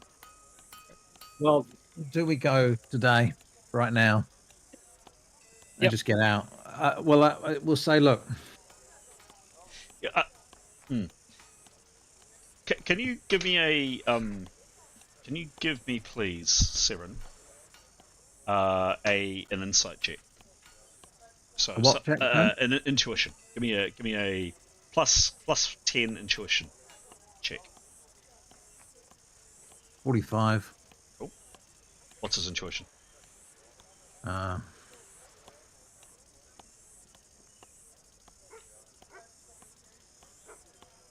Quite good actually. 95 plus 15. Wow. Okay. Plus 10. So Severin, you almost feel as though every single word that you say, it just gets these people's backs up. You are not right there. You are not the right person. They almost their eyes just kind of blank over. You are you are the invader. You are the alien. In which case, Severin will turn to Nicholas and say, "Look, I get the sense these people just loathe me. No matter what I say, Nicholas, it's probably better you do the talking. But I wonder if we just go and pay them the same money just to take us to the river or something and back, or not even that far, just over the border." Yep. So Nicholas will step up. Mm-hmm. Doesn't like doing the talking, but and he will say, he's already been introduced. He will say, "We were wondering about, the possibility of leaving now." As you wish. As you can see, we have our equipment, we have our bows. We can leave when you wish. Very well. Let's do that, please. Okay. Yep. And he'll, yep. So we'll go and collect our stuff, I assume. Yeah. Yeah. And Nicholas will say, just to say to Severin, we can turn them back earlier at the time, right? Yeah. Just get out of the town with them, and then if we want to call it, we get the vibe from them, and if we want to stop them and we head on by ourselves, we can do that at any point. Yeah. Yeah. Cool. Gather our stuff and be ready to go. While we gather our stuff, Severin will just ask Nicholas what, if we are set upon by a larger group, any kind of means of dealing with larger numbers in terms of how quickly could we all get into the air, that kind of thing. Would that help? That's actually a whole group thing. Yeah. Because we've got so if we have all, this could have been stuff we discussed at other times, but the warrior mages have got float, I think, which is instantaneous, and fly spells as well. Yeah. We can fly people, but obviously need to cast that spell repeatedly, so it's a number of minutes to prepare and cast, and that's those two. I think Jadar has a fly spell as well. So between the three of us, with maximum prep, we could get all of this, 75 feet into the air. So 180 seconds. But that doesn't mean you can't get hit by arrows. Yeah. But that would be the idea. People who can fly themselves fly themselves. And the two people who can't, Severin and Tanya, would get floated. Float is instantaneous, so the two warrior mages float Jada and Severin. Yeah. Fly themselves and grab and go. And float is instantaneous, so it does not require prep. So good point. Yep. So we can get it down to 40. So 30 seconds. 30 seconds. Two rounds to prepare to go. So I got a 0 bonus. Yep, yep.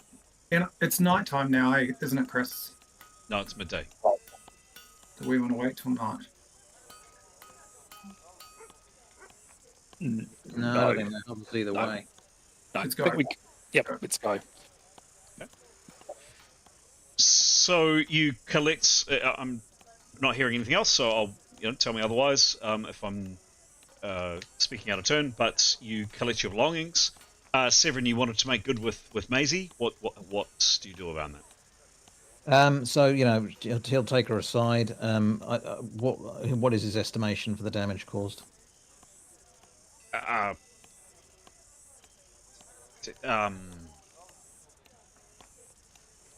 don't know. You tell me. You tell me how much. I mean, you know how much a sword is worth. There are a couple of panes of glass broken. So, and some pottery broken.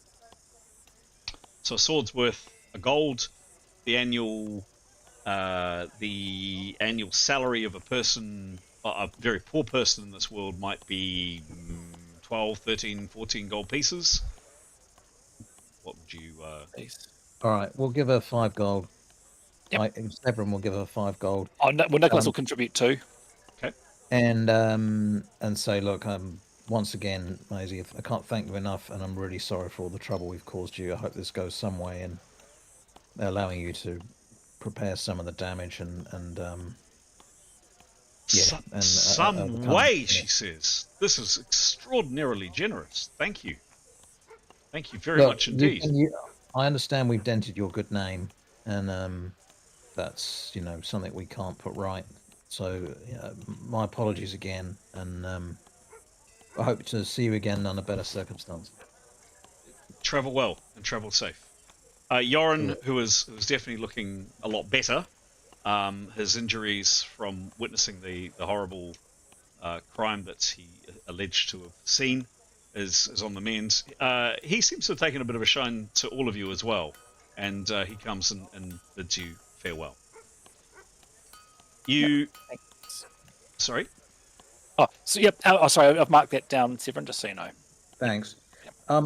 Nicholas, the other thing I was just going to mention is, do we offer them a bonus for getting us there? Payable. Do we need to just grease palms? Yep. If you get us there safe, there's another X in it for you, kind of thing. Yep. Well, and to carry the message back to Ras Garrett would pay them for that, right? Yeah. Whatever reason we want. Yes. Yeah. I agree. Well, that's. But maybe you could offer them something as well. Just it might, Yep. So yeah, once we're on our way, I assume. At an appropriate time. So Nicholas, from now on, if Nicholas is to be talking to the guides, he's happy to be coached by Severin or prompted by Severin, and we'll just do the talking. But he's, okay. he's not loquacious. Okay, so you head out into what is reasonably familiar terrain. You there we go. That was the image I was looking for. That's looking in the direction towards it, Ras Garrett, over here. Reasonably promptly, your guides move you through the streets of Ras Garrett quite promptly. You go out one of the side entrances, which means you don't need to go kind of all the way down the main street. You do definitely, from a couple of people, get the impression that you're not welcome. One or two people at least kind of spit in your general direction, but you're soon out. You bypass the camp, the southern camp of the Joyful Butchers, and you see, perhaps bolstering your soldier's heart, Severin, people out on maneuvers and drilling with swords and shields and spears, etc. And perhaps a part of Severin is perhaps thinking of his mother. If you recall, the smoke that you'd seen from Ras Garrett was coming up from over here, and this is looking towards Ras Garrett, so you're coming now the opposite direction. Your guides spend a good few hours, and on at least one occasion, you start getting a bit twitchy. Is this some kind of treachery? Because they, at one stage, one of them is away, Con is away for quite a bit of time, but he comes back quite promptly, and basically just gives the indication, now, let's go now, and he and his companion Mungan and Con hustle you over the border quite promptly. And looking behind you as you come down, kind of down here, you do see in the backgrounds again, perhaps ineffectual because hey, you're able to slip through, but relatively a relative number of men on horseback patrolling. You're assuming, and in reasonably short order. Within an hour or so, you are basically here where the cursor is. So you've managed to come all the way over that hill, wend your way down through quieter, and you do notice that the route that you're taking seems quite circuitous. You remember the false guides, your friends that led you to Ras Garrett, led you into a trap. He also. You don't know whether you're particularly looking at it or not, whether you're focusing on it, but he was definitely taking a more circuitous route, and that seems to be what your guides are doing. Nicholas, after some time, you feel that you're kind of well shot of the town, and you feel it would be appropriate to have a conversation if you wanted to have a conversation. Yep. Just within consultation, sort of quiet conversation with Severin and whoever else in the party, just discussing, we still want to offer them extra. Well, if he gets the nod, so that's a yes, Severin and Giles? Yeah, I think so. Just Yep. just offer them a bit of incentive. Yep, he would want to just quietly, make his way up and just thank them for their guidance thus far, and thinking on it,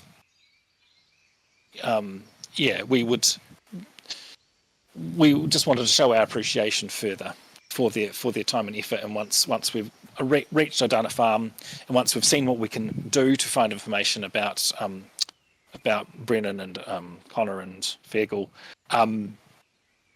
we would like to offer them a little bit more and thank by way of thanks, and as a courier for whatever information we've found. We would really appreciate, and we understand that we do want to. We don't feel good leaving with a question mark and hanging over what's happened, and we know that people back in Ras Garrett will want to know. So we'd be appreciative. We'd want to show our appreciation. Outlander coin. More Outlander coin. Spends the same. What was that? Spends the same. How much, says Con? We'll. It's not my decision to make. We'll see once we get there. Depends on the nature of what we find. Do you have a lot of coin? So we'll see what we know once we get there. They have a conversation. You walk on. The day is quite pleasant, and within relatively short order, you find yourself treading back into very familiar territory. I'd like somebody, please. We're not going to necessarily roll this out, but just a bit of flavour of what, if anything, you encounter on your way. We're not, as I say, we're not going to be. Hang on. We're not going to be doing this blow by blow, but just as a bit of a flavour. Yeah, can someone give me a roll, please? Okay. And just a note, I think, I don't want to speak for Askell, but I know Nicholas will be consulting his compass. Last time we tried to make this journey, we were set so far adrift. He's bought a compass since, yes, I believe. I saw that. Yeah, and he'll be just taking note of the bearing we're taking. I don't want to speak for Askell took notes on the first walk over, so we'll also be checking where we are in the notes, try and make sure we've got as clear a view as we are. It looks like we're heading in the right direction. Really well. Do remember, you are travelling over that on screen, right? Yeah, but there's You remember the tree with the funny mark and a all the hill that on one, the or that one, or that one, or that one. Tanya will get her etchings out and as well, just to Understand you're doing your very best to put to memory, understood, but again, you're going over that. Cool. Could you give me a roll, please, Pete, for this first half a day? 100. 100s. So. Sorry. That was a question. Oh, A D100. Yes, please. Yes. D100. All right. Oh, not far off. 96. 96. Cool. So that is. Do I get to roll again? Yes, you do. Oh, really? Yep. That means especially good. Bound Bound to be. Plus 65. Well, and 65. On this half day, because it takes a day and a half going at speed, and these guys are traveling at speed, even faster than your original guides. At speed, yet again, you don't know whether it's just simply a large predominance of these creatures, but you have an unfortunate encounter with some of these again. Only 2 on this occasion. I mean, these are pretty savage critters, but frankly, with all of you combined, I'm not going to ask for attack rolls. With all of you combined, they're dispatched pretty quickly. And you find yourselves on that half day, so you set off at midday, camping out in pretty much the middle of that. Bed down, camp down, and it's a relatively pleasant and uneventful evening. Next day, yet again, the weather is very good. Roll for the morning, please, just to see what, if anything, happens. Someone else, please. Don't want to be all to blame.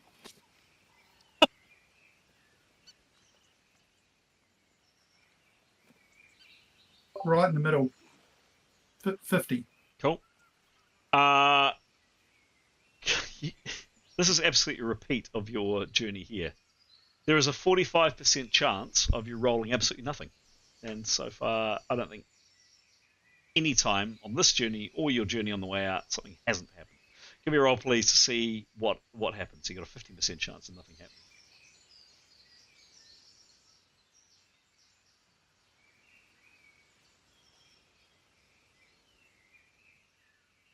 What was the roll, please? Sorry, 45. 45. Yet again, Yeah. some of these guys, and on this occasion, no, and you are unmolested on that occasion as well. Two of them, one of them was injured, and they're reasonably easily dispatched. Going on for about midday, you come to the river. It's, if you remember, looks very similar to that, with the exception of the hills. The hills don't exist. So if you imagine that image there, just stretching off onto a plain, and you definitely recognize the ford you crossed, much lower water level, and it is exactly the same place that you were at some 3 weeks back with your previous guides. And then going on for dusk, so it's actually you've followed exactly the same pattern here. You actually left at midday last time, and you left at midday the previous day last time. Give me one more roll for this afternoon, please. Are you, Graham?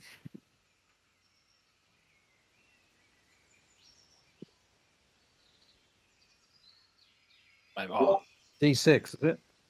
100. 200. That'd be nice. D1. D1. D1. 31. 31. 31. Your afternoon is very pleasant, and nothing happens to you. Thank you, Graham.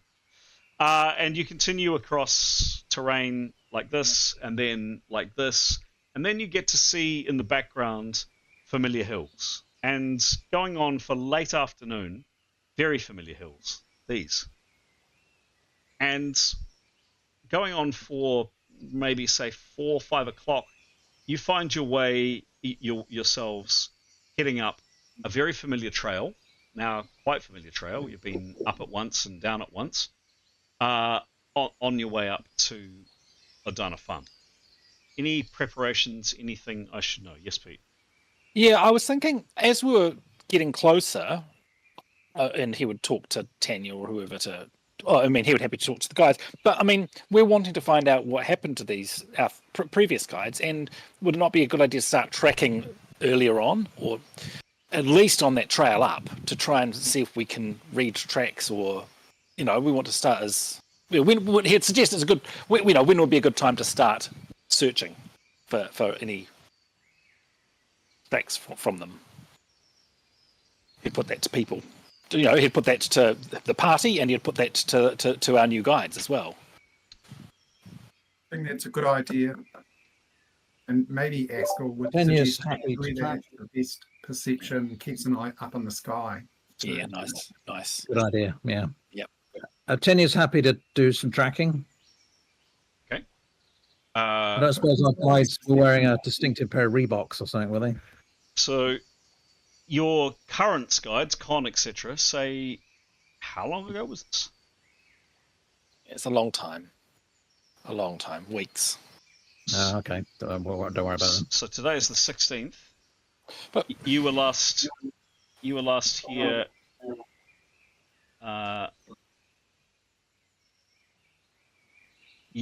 here on the 16th, a month ago. Oh, well, maybe not then.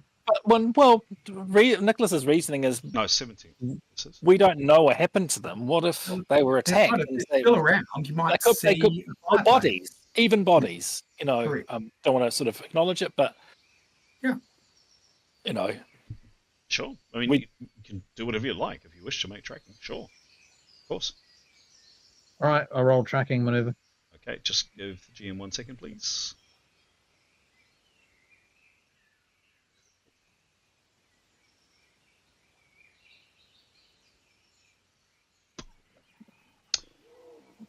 Very good.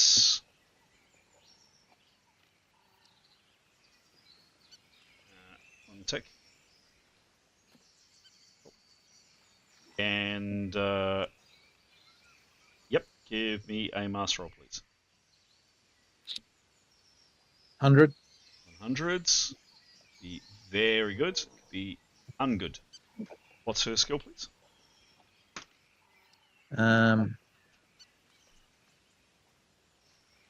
Plus 80. 80. Mm-hmm. And they're also having a look around as well. Con and his companion.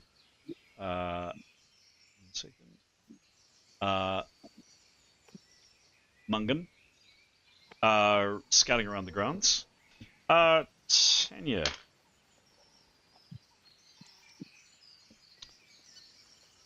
Yeah, a little bit of. I normally would pop it in your channel, but I won't on this occasion. Plenty of animals, for sure.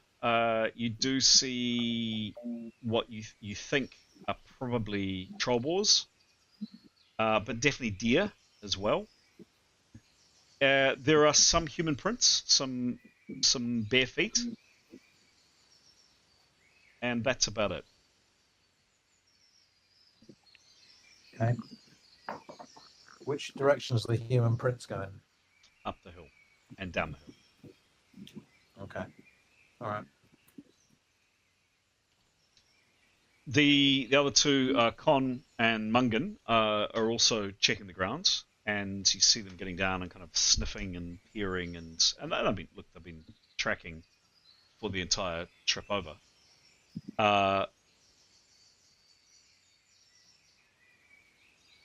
Yeah, people from the farm, maybe. Certainly people have come down this way and gone back up. Okay. 3, maybe 4. I would say 10 days ago, perhaps. Maybe a little bit less. You don't, Tanny, you don't actually quite see that, actually. You trying to struggle to see 10 people. 2 or 3 people. You definitely see 1. But maybe you're just not looking hard enough. Okay. Yeah, well, she'll join Yotto in scanning the sky too, just in case. Okay, sure thing. Give me if anyone wants to give me a perception roll, feel free.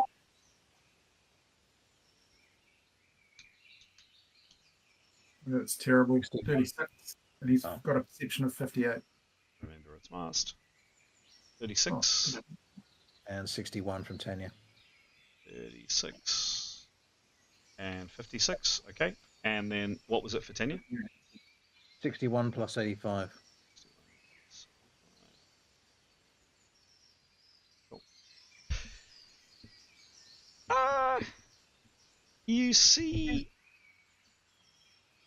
perhaps larger number of birds than you're accustomed to. You both notice that there are more birds around here, you think? Do they cluster in a particular place, and do they look vulture-y?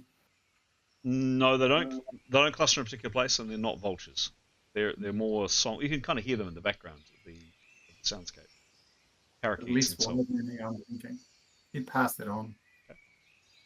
Yeah, Tanya mentioned it to Nicholas to mention it to the guides. You can do so. Yeah. Okay. Don't seem to comment on it. You're at the foot of the hill. What are you planning on doing? What do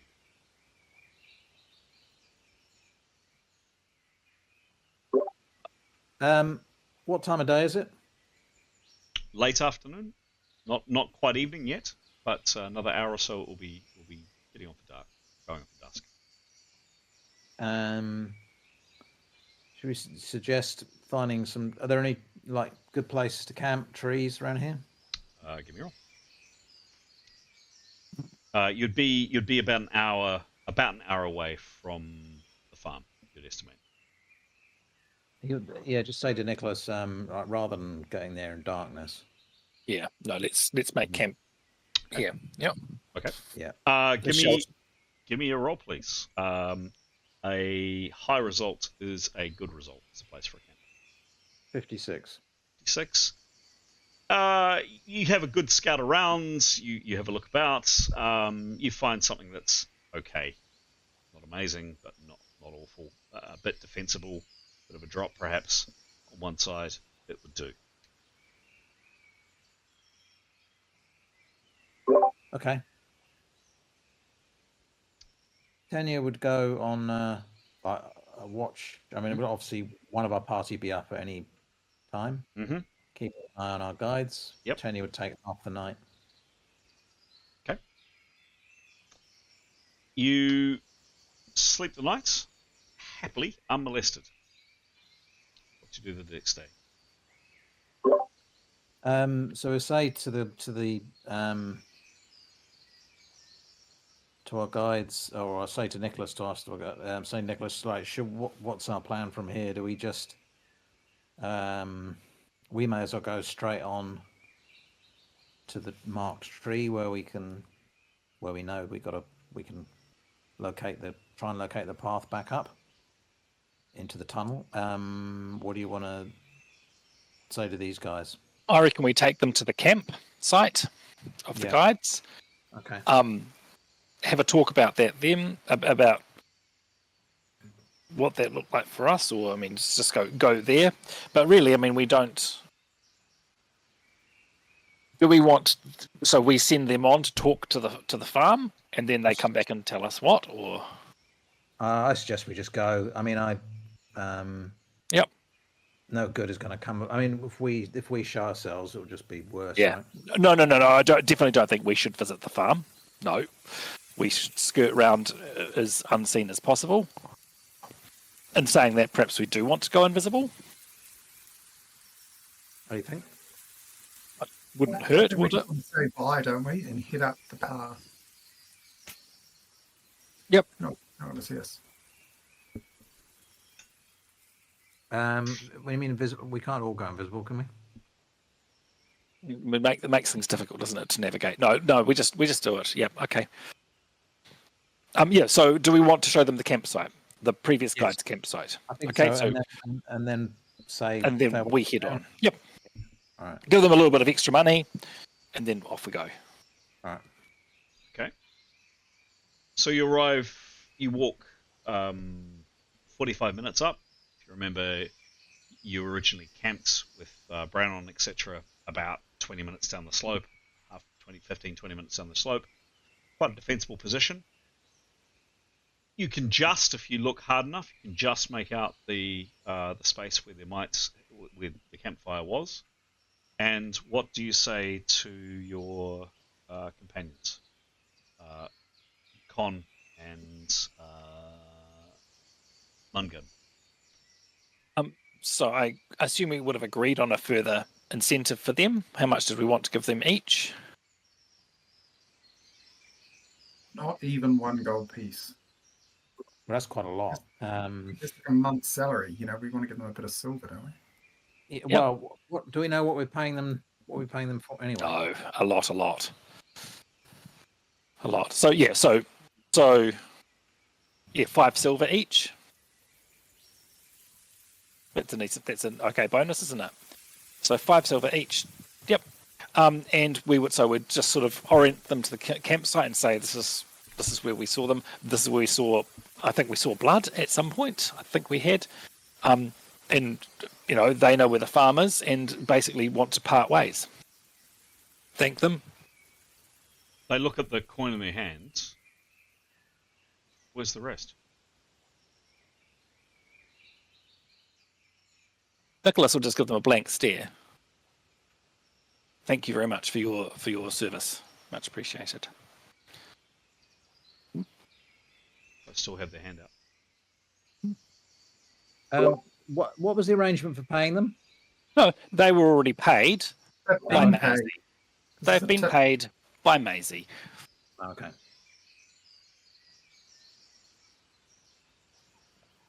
Yep. And yeah, we'll head. Okay. They just put their arms down and just stare at you. Yep. Like they're clearly not happy.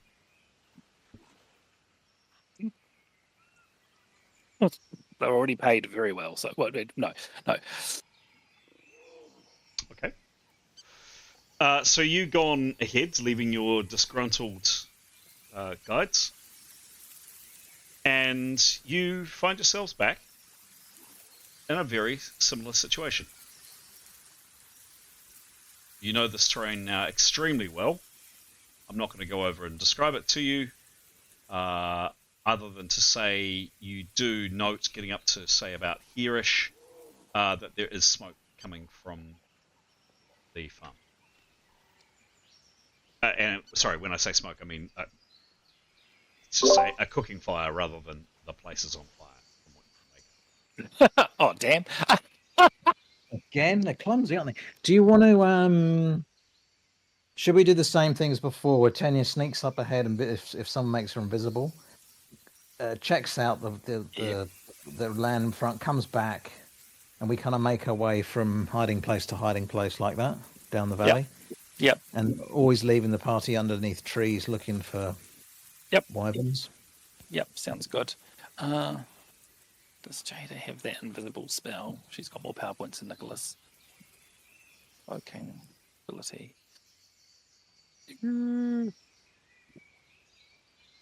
She's got.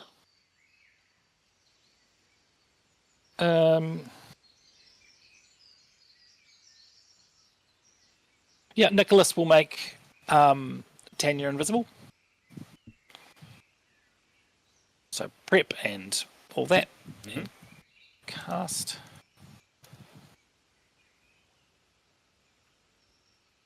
Yep, 72. Okay. Cool. Spell goes off.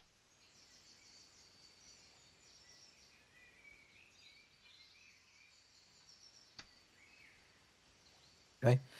Is Tanya invisible? She is. Good. Then she'll sneak on ahead.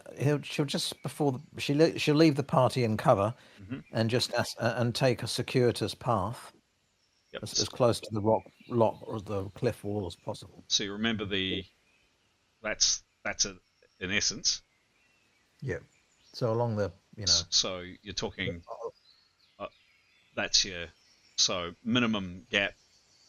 Smallest gap is 108 feet between yourself and so keep a very clear distance.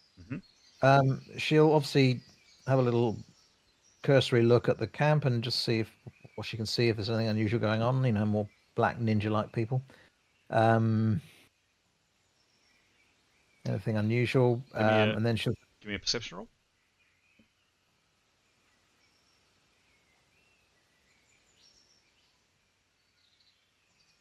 68 Plus 80. 5. 85. Cool. She hears the sounds of chopping wood. She hears the sounds of children laughing, and she hears the sounds of someone hammering something. Kind of quite domestic, dull noises. Okay.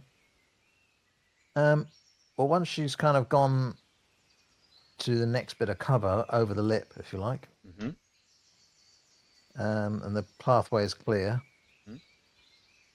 she'll come back and collect the party and say, "You're probably going to be seen, but the pathway is clear." Okay. And it is. There is no one. There are people inside this quite large compound. You hear them as described. You haven't seen anybody yet, Tanya, but you can certainly hear them. You might actually be able to. Would you be able to see from up there? You would. Depends where they are. But there's certainly nobody here. You haven't spotted anybody out here, or out here. The route that you're planning on taking is clear. Okay. All right. Well, I'll collect the others and go back. We may as well try and move quietly, right? Okay. Yep. So yep. You can get, you and the rest of the party can get up to about kind of here without really being seen from the farm. And then from there onwards, depending on where you go and how good you are, you might be spotted. You can get up to about there. Well, we'll take the most circuitous path to avoid being seen, and we'll try and be quiet. And Severin will go in the middle of the party and be with his shield and be aware that he might need to cast deflections. Cool. So I'd like, please, the 3 worst at Stalk and Hide to give me a roll. Severin's 28 plus 28. Okay, hang on. This is just going to take a second or so for me to set this up. Well, this is Stalk and Hide is 36. I'll just check Jada's. Jada's Stalk and Hide is 31. Let's see.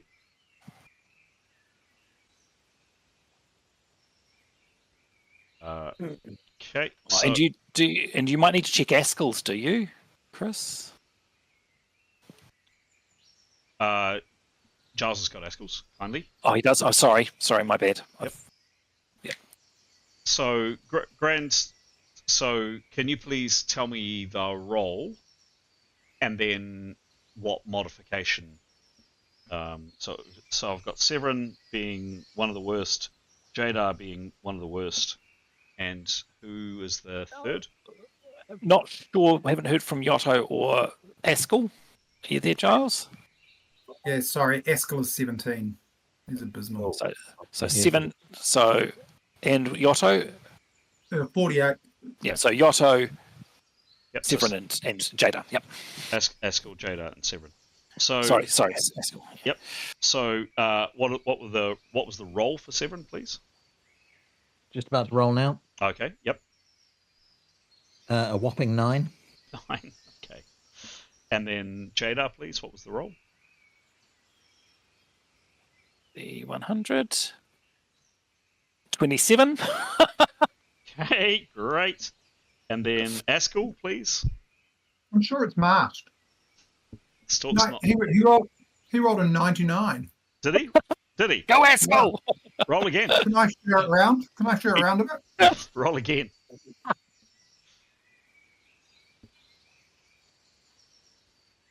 53. Okay, 99 plus 53. And sorry guys, you did tell me their bonuses, but tell me again please what's Severin's bonus? 28.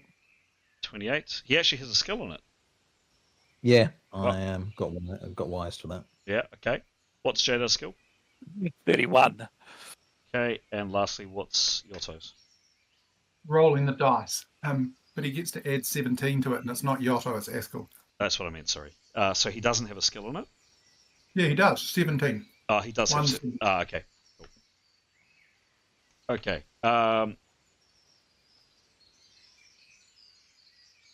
Okay.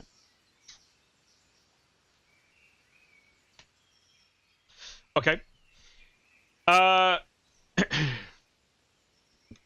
Let's see.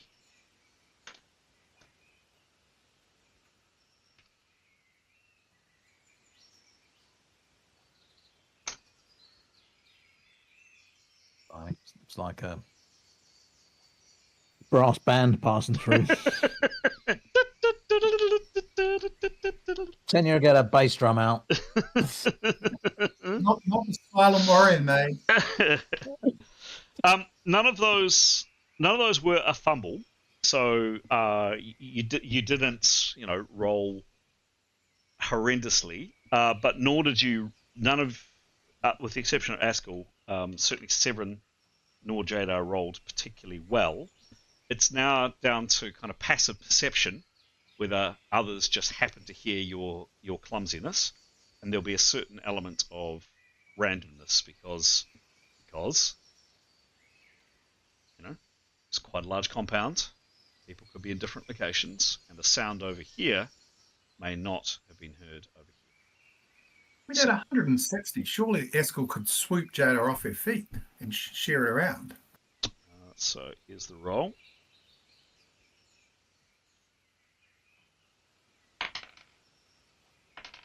Okay.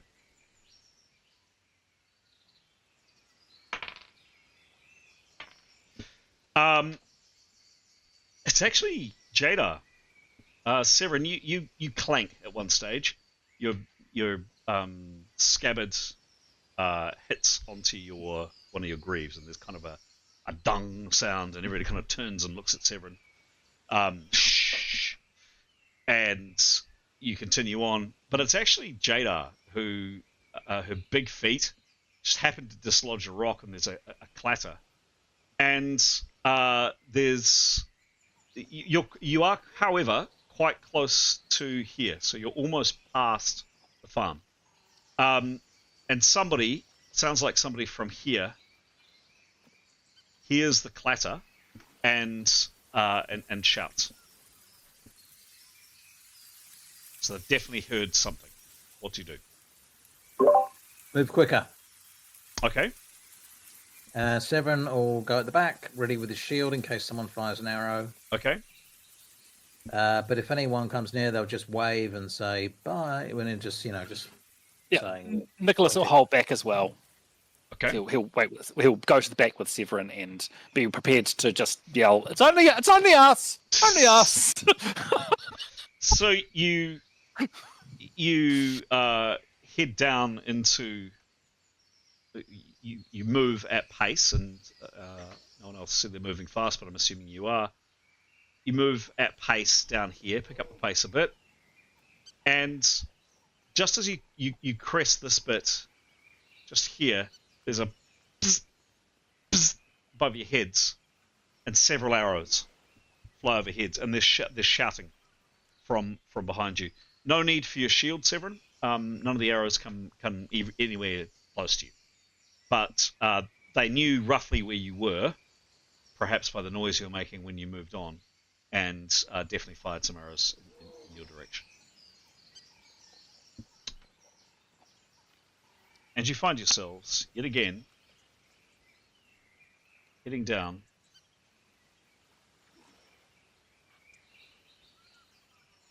into the Vale of Whispers. Would do. GM can find the images, yes you can, there we go. Heading down into this kind of terrain. Now quite familiar. So I guess similar deal in that once we're away from the kerfuffle and flying arrows, find a tight grove of trees with cover over the top. Have a good look around in the air, check there's nothing swooping around. Have a good check in front in case there's nothing stomping around. And then Tanya will move on to the next bit of cover silently, and then return and collect like that as we did before. Sure. So, okay. Is anybody else doing anything? Anybody else anything else I need to know from anybody? No. Okay. Perceptions, obviously. Yep. On edge. Yep. And looking, obviously, Tanya's obviously got her etchings, and so she knows the shape of the cliff and all that. I would definitely say all of you committed this particular location to memory. I'm not going to ask for a memory check. It was something that you all distinctly remembered. So absolutely, there's going to be no issue about finding it. So you make your way down, and if you recall, on your exit out of the Vale of Whispers, it wasn't actually that long. So you were actually quite close where you came out of Odana Farm. It's only about an hour and a half down the Vale. You do see earlier on in your journey, far off in the distance, Tanya, one of these wait an appropriate amount of time, and it eventually goes off and does whatever such creatures do, and you continue down. You get to around this point here, however, and this is the I'm going to call it, this is the cliff face that you need to go up. So you remember there was this kind of screed slope, etc. And this is where you've come down. And sure enough, you remember that there was one of these flying hideous things on this ledge here. Happy to say that one's no longer there. But you do see one come and land and make itself apparently quite at home up on this ledge. And it settles. So it's arrived there maybe 15-20 minutes before, or no, around just as Tanya's kind of got up here to kind of check the scene. She's not in any danger of being seen right here, right now. What do you do?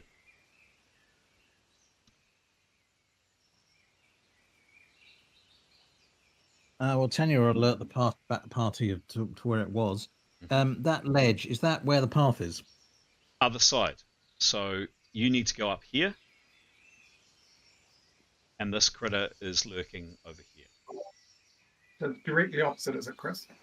Not directly opposite, no. You need to go up a little bit further down.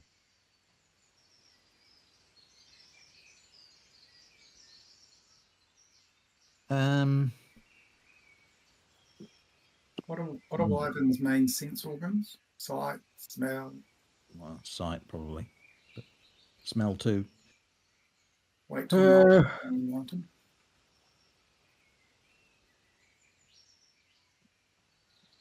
So to continue onwards, we'll be in sight of it. Or can we stay under the trees?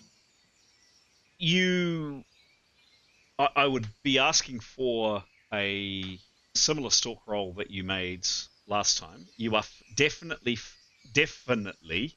further away, this distance from kind of here where you need to get to. Actually, I'm just recalling, you actually came down here. So you come out short. So your destination is up here. This thing is further on down the valley. So you are some distance away. So both sights, smell, and and sound, you are definitely further away. You could, yes, you could stalk under the trees, but I would be asking for some kind of subterfuge stalking roll. And am I right, Chris, in thinking that once we get, so you see where your pointer is, if you just essentially draw a horizontal line to the cliff, the other way. So yep, and now go down, directly down. So once up about an inch. No, an inch. Go down to an inch. Yeah, about there. Well, we climb up under the protection of, you see how there's, it kind of sticks out by, it's not dead flat, is it? So if we're protected by the sort of out-jutting piece of cliff, we can essentially climb up here relatively confident we won't be seen. Do you see what I mean? Using this gully, yeah, except you've got to get up here, and you've got to, it's not exactly that on the screen. You've got to get up pathway, assuming you're climbing.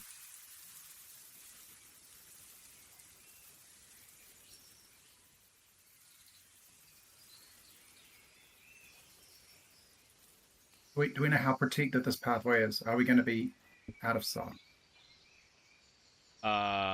Some of the way, yes. What do you want to do, team? I reckon send Askell to deal with the wyvern, and the rest of us go up the path. Well, it's a very safe option. I don't know. Being currently invincible, it's Well, the question is: do we want to get as close as we can? Do we want to wait till night and then climb up, or do we just? Well, I don't know if that's going to help because we don't. Its eyesight's probably better than ours, right? So Jada's got 59 power points. Invisibility is 6 power points. We've got 5 more people to make invisible. 30 power points. Let's do it. Grand plan. Yep. So we can all be invisible. And Right, then I wonder if now I remember our problem last time was that. So that's if sight is a thing. It's probably also got sound and smell, but at least sight. Yeah. Our problem last time was we didn't know where the foot of the path was. Thank you. We lost Yes, it. that's right. Yes, Yep. correct. So we flew down, and as we were flying down, we were able to track and see the path. And then at a certain point, it's a hidden path. I was my understanding, and also it's ruined at some points. Was our impression, wasn't it? It's not a clear climb. Correct. So I wonder if we do try the flying up thing. Flying up invisible sounds good. Flying up invisible, yeah. So Nicholas has got 34 power points. So has 32. Yotto has 17 or something. 15. Yeah. So the whole, this is all so long as we can rest afterwards, right? Yeah. Get into the tunnel and rest. Yeah. So I know the other thing I seem to remember is the height of the cliff. That we actually, a fly spell wasn't quite long enough. Or was it? I'm up about 50 or 60 feet by my memory. Yeah. So, which is far enough that falling would have hurt, but it was pretty close. Cool. So if that's a general plan, I am happy with that plan, and I'm happy for interest of moving our narrative along to do exactly that. With one exception. There is a nasty, nasty beastie up on the cliff, and I do want there to be some risk that it spots you, as it has both when you came out and now as you're going in, that it spots you in some way, shape, or form and comes down and tries to eat you. So I'm happy to do a little bit of hand wavy and say, for a lot of hand wavy, and say you are invisible and you fly and you get up to your hidden path. But to get to the base of the cliff and to go up, I want to see if there's a chance of this thing hearing or seeing you.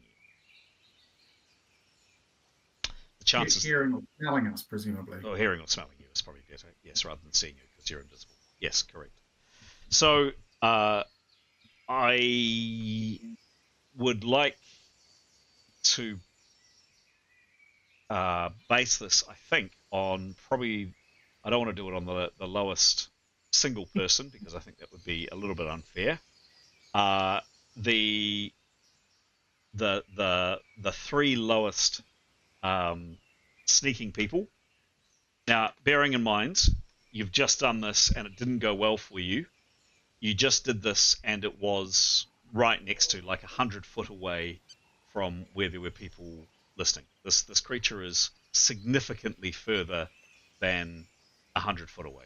So I'm really saying you'd probably have to screw up one of you would have to screw up quite badly for something to go really badly wrong. He'd be just the lowest person to do it. But if you want three of us too, it's going to be the same three people, right? It is. All right. Give me a roll, Roll. please. Yep, give me a roll, please, 7. 55. Okay, cool. Jada? No pressure. Oh, sorry, that was Jada. Yep, sorry. No pressure. 31. Okay, Oh. not a failure. And lastly, 39. 39. Not a failure. None of those were failures. And really it was either a result below 20, which I was looking for, which could be a possible risk that it was potentially being alerted or at least curious in your area. That's what would have happened. And then an actual fumble would have been it heard something. None of you came close with a 39 and a 31, but no actual failures. So, you get down to the base of the cliff, and your quite potent 9th and 10th level characters elect to hold hands or something, and you find yourselves rocketing up into the air. Again, from some magnanimous, is that the right word? Yes. Descriptor from the GM. Through a bit of luck, you do manage to spot firstly the scree slope. Now, you definitely don't want to be walking on that, but a bit further on, you do see firstly the path which leads onto this path, and in pretty short order, you find your way back at the decrepit, decaying, quite tall tunnel door that leads you down into the complex you left some month or so back. Play on for another 15, or we can leave it there, folks. Good to get in for a rest. Nicholas's reminder was, of course, I think last time we came through, there had been the home to something, potentially, so he would be saying, "Jump for any more creatures in there. Tanya, off you go." We're all, yeah, Okay. caution. Okay. Yeah, she'll sneak in using her eyes. Yep. Ears. Yep. And noses. Mm-hmm. Give me a roll, please. 77. Mm-hmm. Plus 159. For perception. Oh, sorry. 85.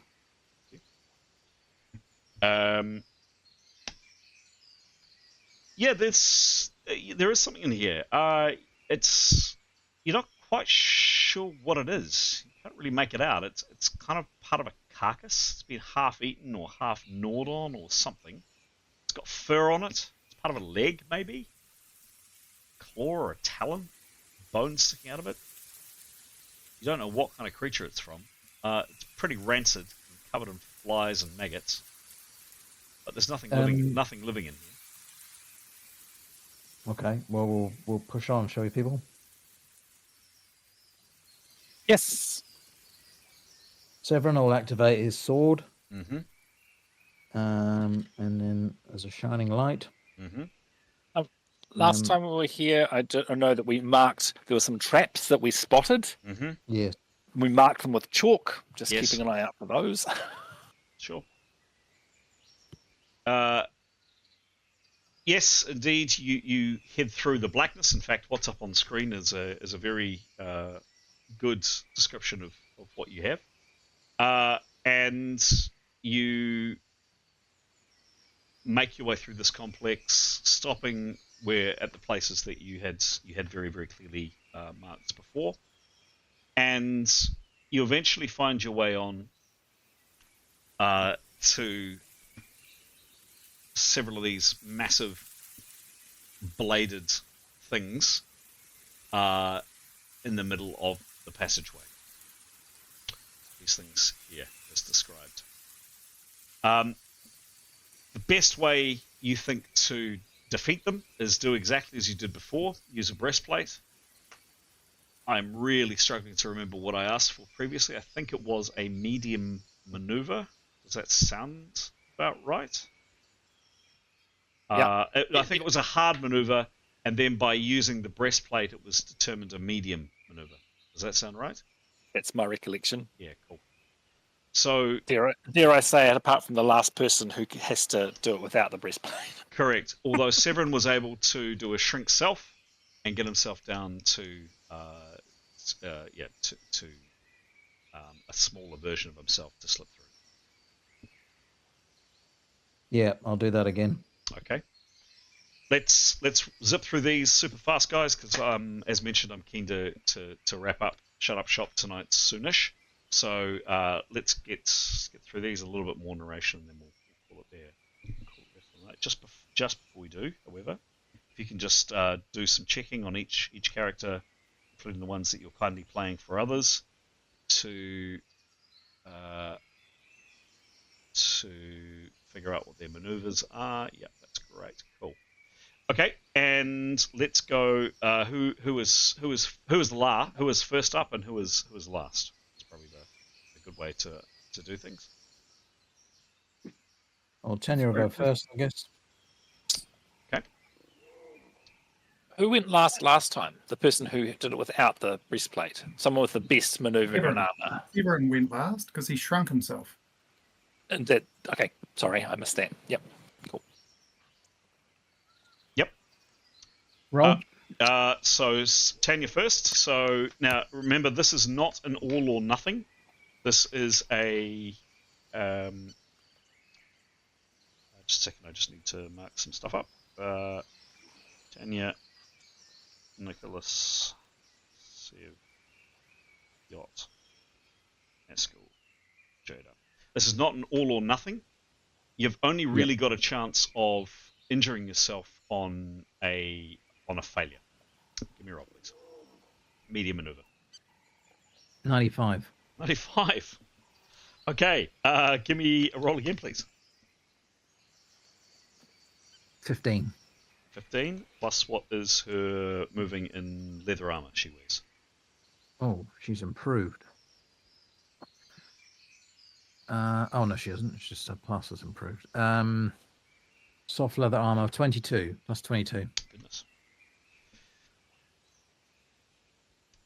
Easy. Tanya, you make it easy. What is all the fuss? What is all the bother about having somebody with a large metal breastplate to assist you as you scramble past these razor sharp ancient pieces of metal? You don't know what the fuss is about. Tanya, you're through to the other side. No problem at all. And packs through, etc. All good. Who's next? Well, Yoho may as well go next. Sure thing. Give me a roll. 19. 19 plus what is... He doesn't wear armor, so what's his agility? Oh, his agility is 13. Plus 13. It's certainly not a fail. You're 20% of the way through. So you're unlike Tanya, you're taking your time. You're just inching through bit by bit. Give me another roll, please. You're 20% of the way through. 18. Don't tell me. 20% more. Let's have a look. Same result. You're now 40% of the way through. Nearly halfway. 86. That helps. It does help. Plus 13. Bada boom. Yeah, Yotto, you were just warming up. just kind of gearing yourself up, and you slip through. It's slick as an eel. You're out. No problem. Champ. Who's next? And Askelion, is Mhm. his movement under movement, so is 60, or do you want his... It depends if he does in his armor or with his armor off. Does he get movement with his armor at 60? Am I reading that right? Which is under movement on the front page of his... No, that's the distance he can move. Oh. If he takes his armor off, he would get his agility skill. And if he leaves his armor on? He would have his skill in rigid leather, which I believe is either 0 or a negative. 4. Or 4. Skill in rigid leather is 4. Yep. I think he'll just leave his armor on. That would make more sense. Okay, sure thing. Give me a roll. 43. 43 plus 4.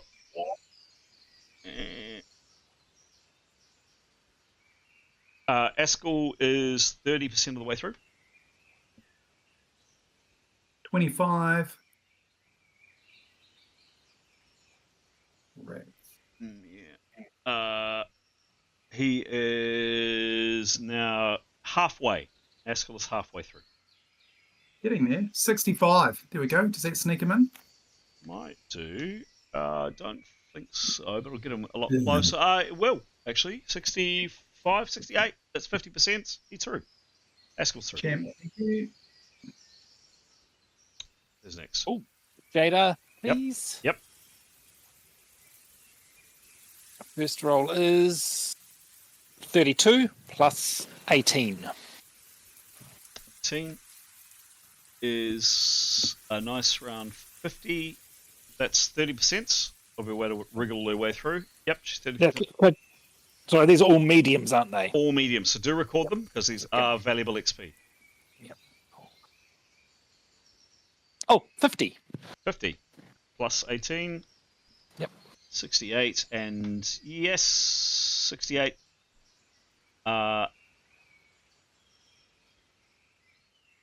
She is not nearly there, nearly out, Jada.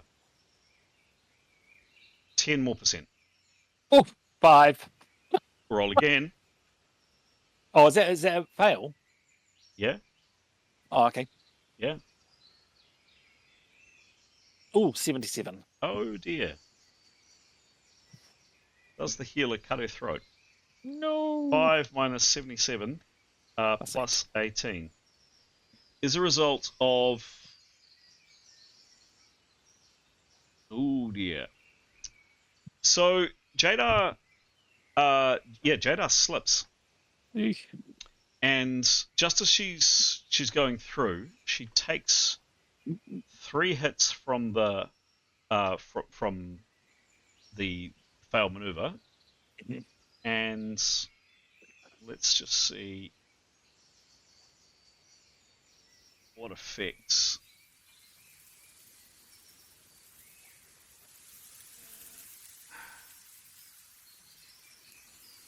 Just coming. Where is it?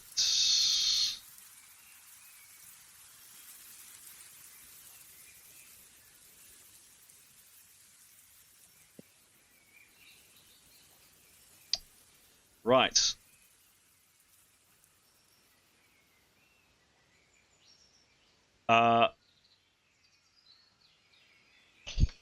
So she gets a plus 60 two-handed sword result on her, and it will only be an A crit, however, because I did say these were mild, so no matter what the crit result, it won't be more severe than an A. But it is on the nastiest crit table of the game, which is one of the nastiest crits on the game. Yeah, the tearing, ripping critical attack. Oh, sorry, Stara. So this is the attack. So this is plus 60. It's coming into main game chat. Exclamation mark. R space D100. Wanting a low result here. Let's see. 69. Wow. So, as I say, the worst result is an A. Won't do any more damage than an A crit. Attack on Jada with a weapon. Do you know how upset the GM is of not being able to put a weapon on you guys? Anyway. Oh, it would just slowed us down. And it was 69 was the roll.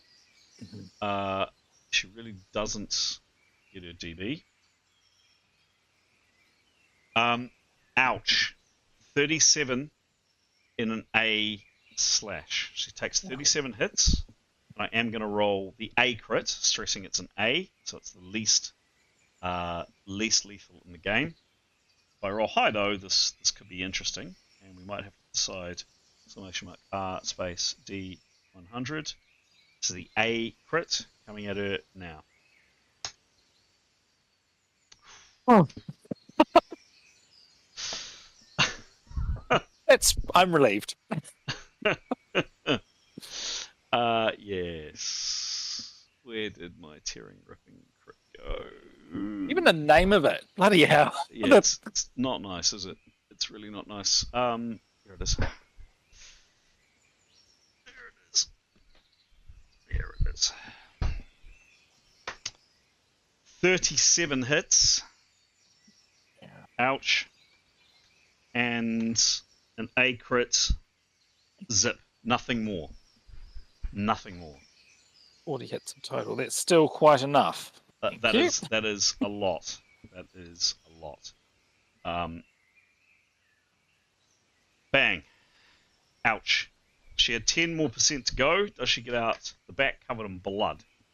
Please, Nicholas. One more roll. Yep.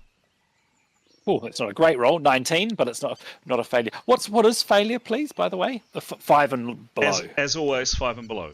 Oh, sorry, you're right. I didn't 19 plus 18, 37. That's enough for 10%. Jada is covered in blood, but she's out. Ah. Yep, cool. She'll be doing her regeneration as soon as possible. Nicholas, Yep. I think, is next. Yep. Your roll, please. 43 plus 14. 43 plus 14 is 57. Is 40. Okay. 40% of the way through. Yep. Next one is 47. Plus, what did you say it was? Plus 14? 14, yeah. Cool. 30. You got 30% more to get through. You're wiggling your way through. This horrible blade, Nicholas, is kind of right on your nose. Like it's kind of just touching your nose. And you saw what just happened to Jada. And he did see what just happened to Jada. 30% more. 30% more. It's a 24 Okay. plus 14. Plus 14 is a 38. Oh, it's so close, Nicholas. You've got 10% more, just as Jada had. I've heard that before. Gee. Oh, phew, 20. 20, you're fine. Nicholas, you're out. Probably wiping bits of Jada's blood off. Yeah.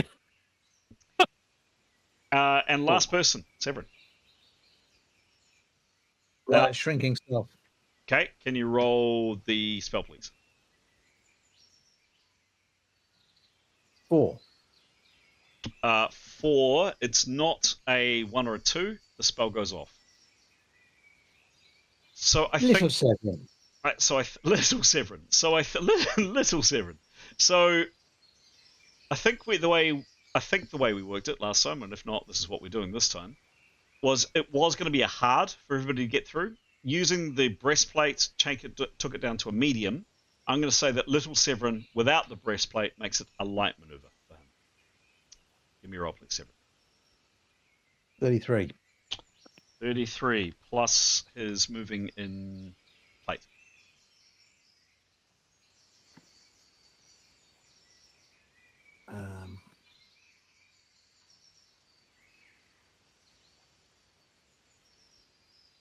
Minus 10. That is a 60% of the way through. You're more than halfway there, Severin. Next roll. 35. 35. Neg 10 is 60% of the way through. You're 120% of the way through. Little Severin pops out the other end. Okay. Do I have a high voice? You tell me. No, I don't think so. I don't think it does it. Okay. You are all successfully through. You're all successfully back. Do you want to be back here? Some pretty horrible things happen to you back in this complex. It's great to be back. What do you do from now on, please? What do you do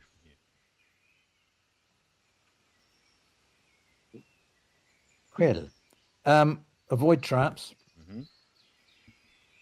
Shining sword onwards. Should we sleep in this passageway or in the magical room? I think in the passageway. I mean, it can't be very. I mean, do we really want to sleep?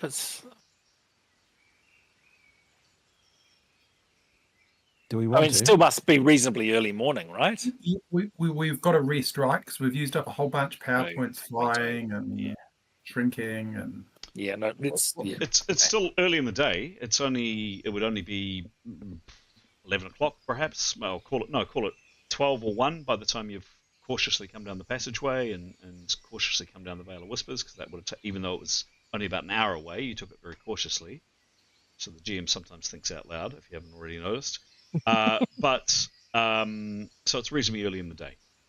12, 1 o'clock. Your call. All right, well, we may as well go down to the room then and just figure out what we're going to do next. Okay. Avoiding traps. Yeah. What about Tanya using her foretelling spell? I don't know if that's. Yep. She's done it already. I mean, are we going to get more information if she does it a couple more? Choosing a different symbol. Yeah, sure. Let's try it. Okay. So you head down the stairs as you. Oh, you need to. Carefully. Yep. Just a second. I am rubbish when I give a deadline of when I'm going to bed, aren't I? Sorry, I just need to.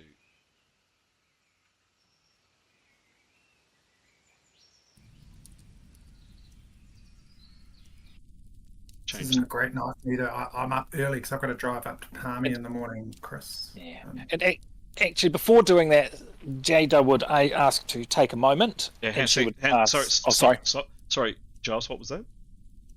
I've got to get up. I've got to leave at 5 to drive to Palmy tomorrow morning. So, are you wanting to call it now, or? Well, yeah, pretty soon. Yep. Cool. Yep. All right. So, I've got a little bit of narration, and then are there any other actions that we needed for the night? Jada was going to do. What's it called? The healing-y one. Yep. Give me a roll. Yeah. Cool. Shoot, just before we go on. Yep, that's a 19. So that would wait the time for her to heal 40 hit points. Okay. One per round. If it's okay, it's not too long. Cool. Okay. Should back up to a 93. Any other actions? Other than foretelling what will happen when we go through the portal, no. Okay. So you're not quite at that stage yet, and that's going to be the first action of next game, if that's okay, Graham. Cool. So you come down into this room here, or you come down to the entryway into this room here. That's probably more to the point. And I would like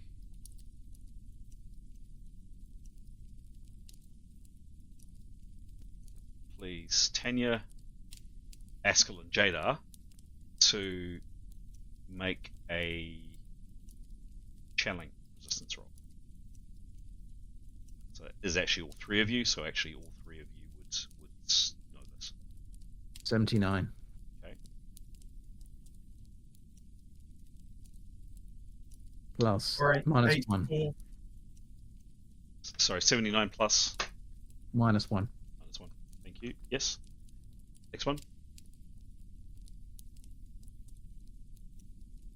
That you, Giles? Sorry, 84 -3 for Eskel. Good rolls. And then lastly. 44 plus 10 for Jada. Okay. Good rolls. Definitely all good rolls. But not good enough.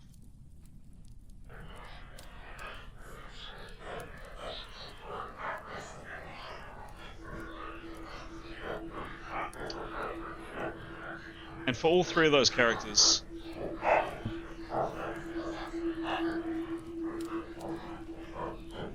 yet again, you find yourselves looking at this site. There are two armies. It's far away in terms of distance, and there is a little bit of water and much land between you and this place. It's a cold place. It's definitely a cold place. Two massive armies face each other. They will fight, and many, many will die. You and your companions, perhaps allies of yours, are looking at this place. You're not quite sure. Battle and bloodshed will soon follow. There is the sound of thunder. Smoke and steam and fog clouds your view. It has begun, and the slaughter has commenced. And those symbols that were burnt into your wrists in the in-between itch and twitch and almost thrash under your skin like crazy, and then it stops. You find yourselves on the threshold of this room, and that's where we're going to pick it up next time. Super. Nice Yeah, one. someone got the Excel spreadsheet open. I do. Would you mind terribly putting in 5 medium maneuvers for Eskel and 3 for Yotto? Happy to. Yep. Thank you very much.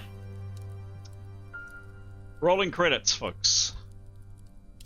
Only 10 minutes later than I expected. Did well.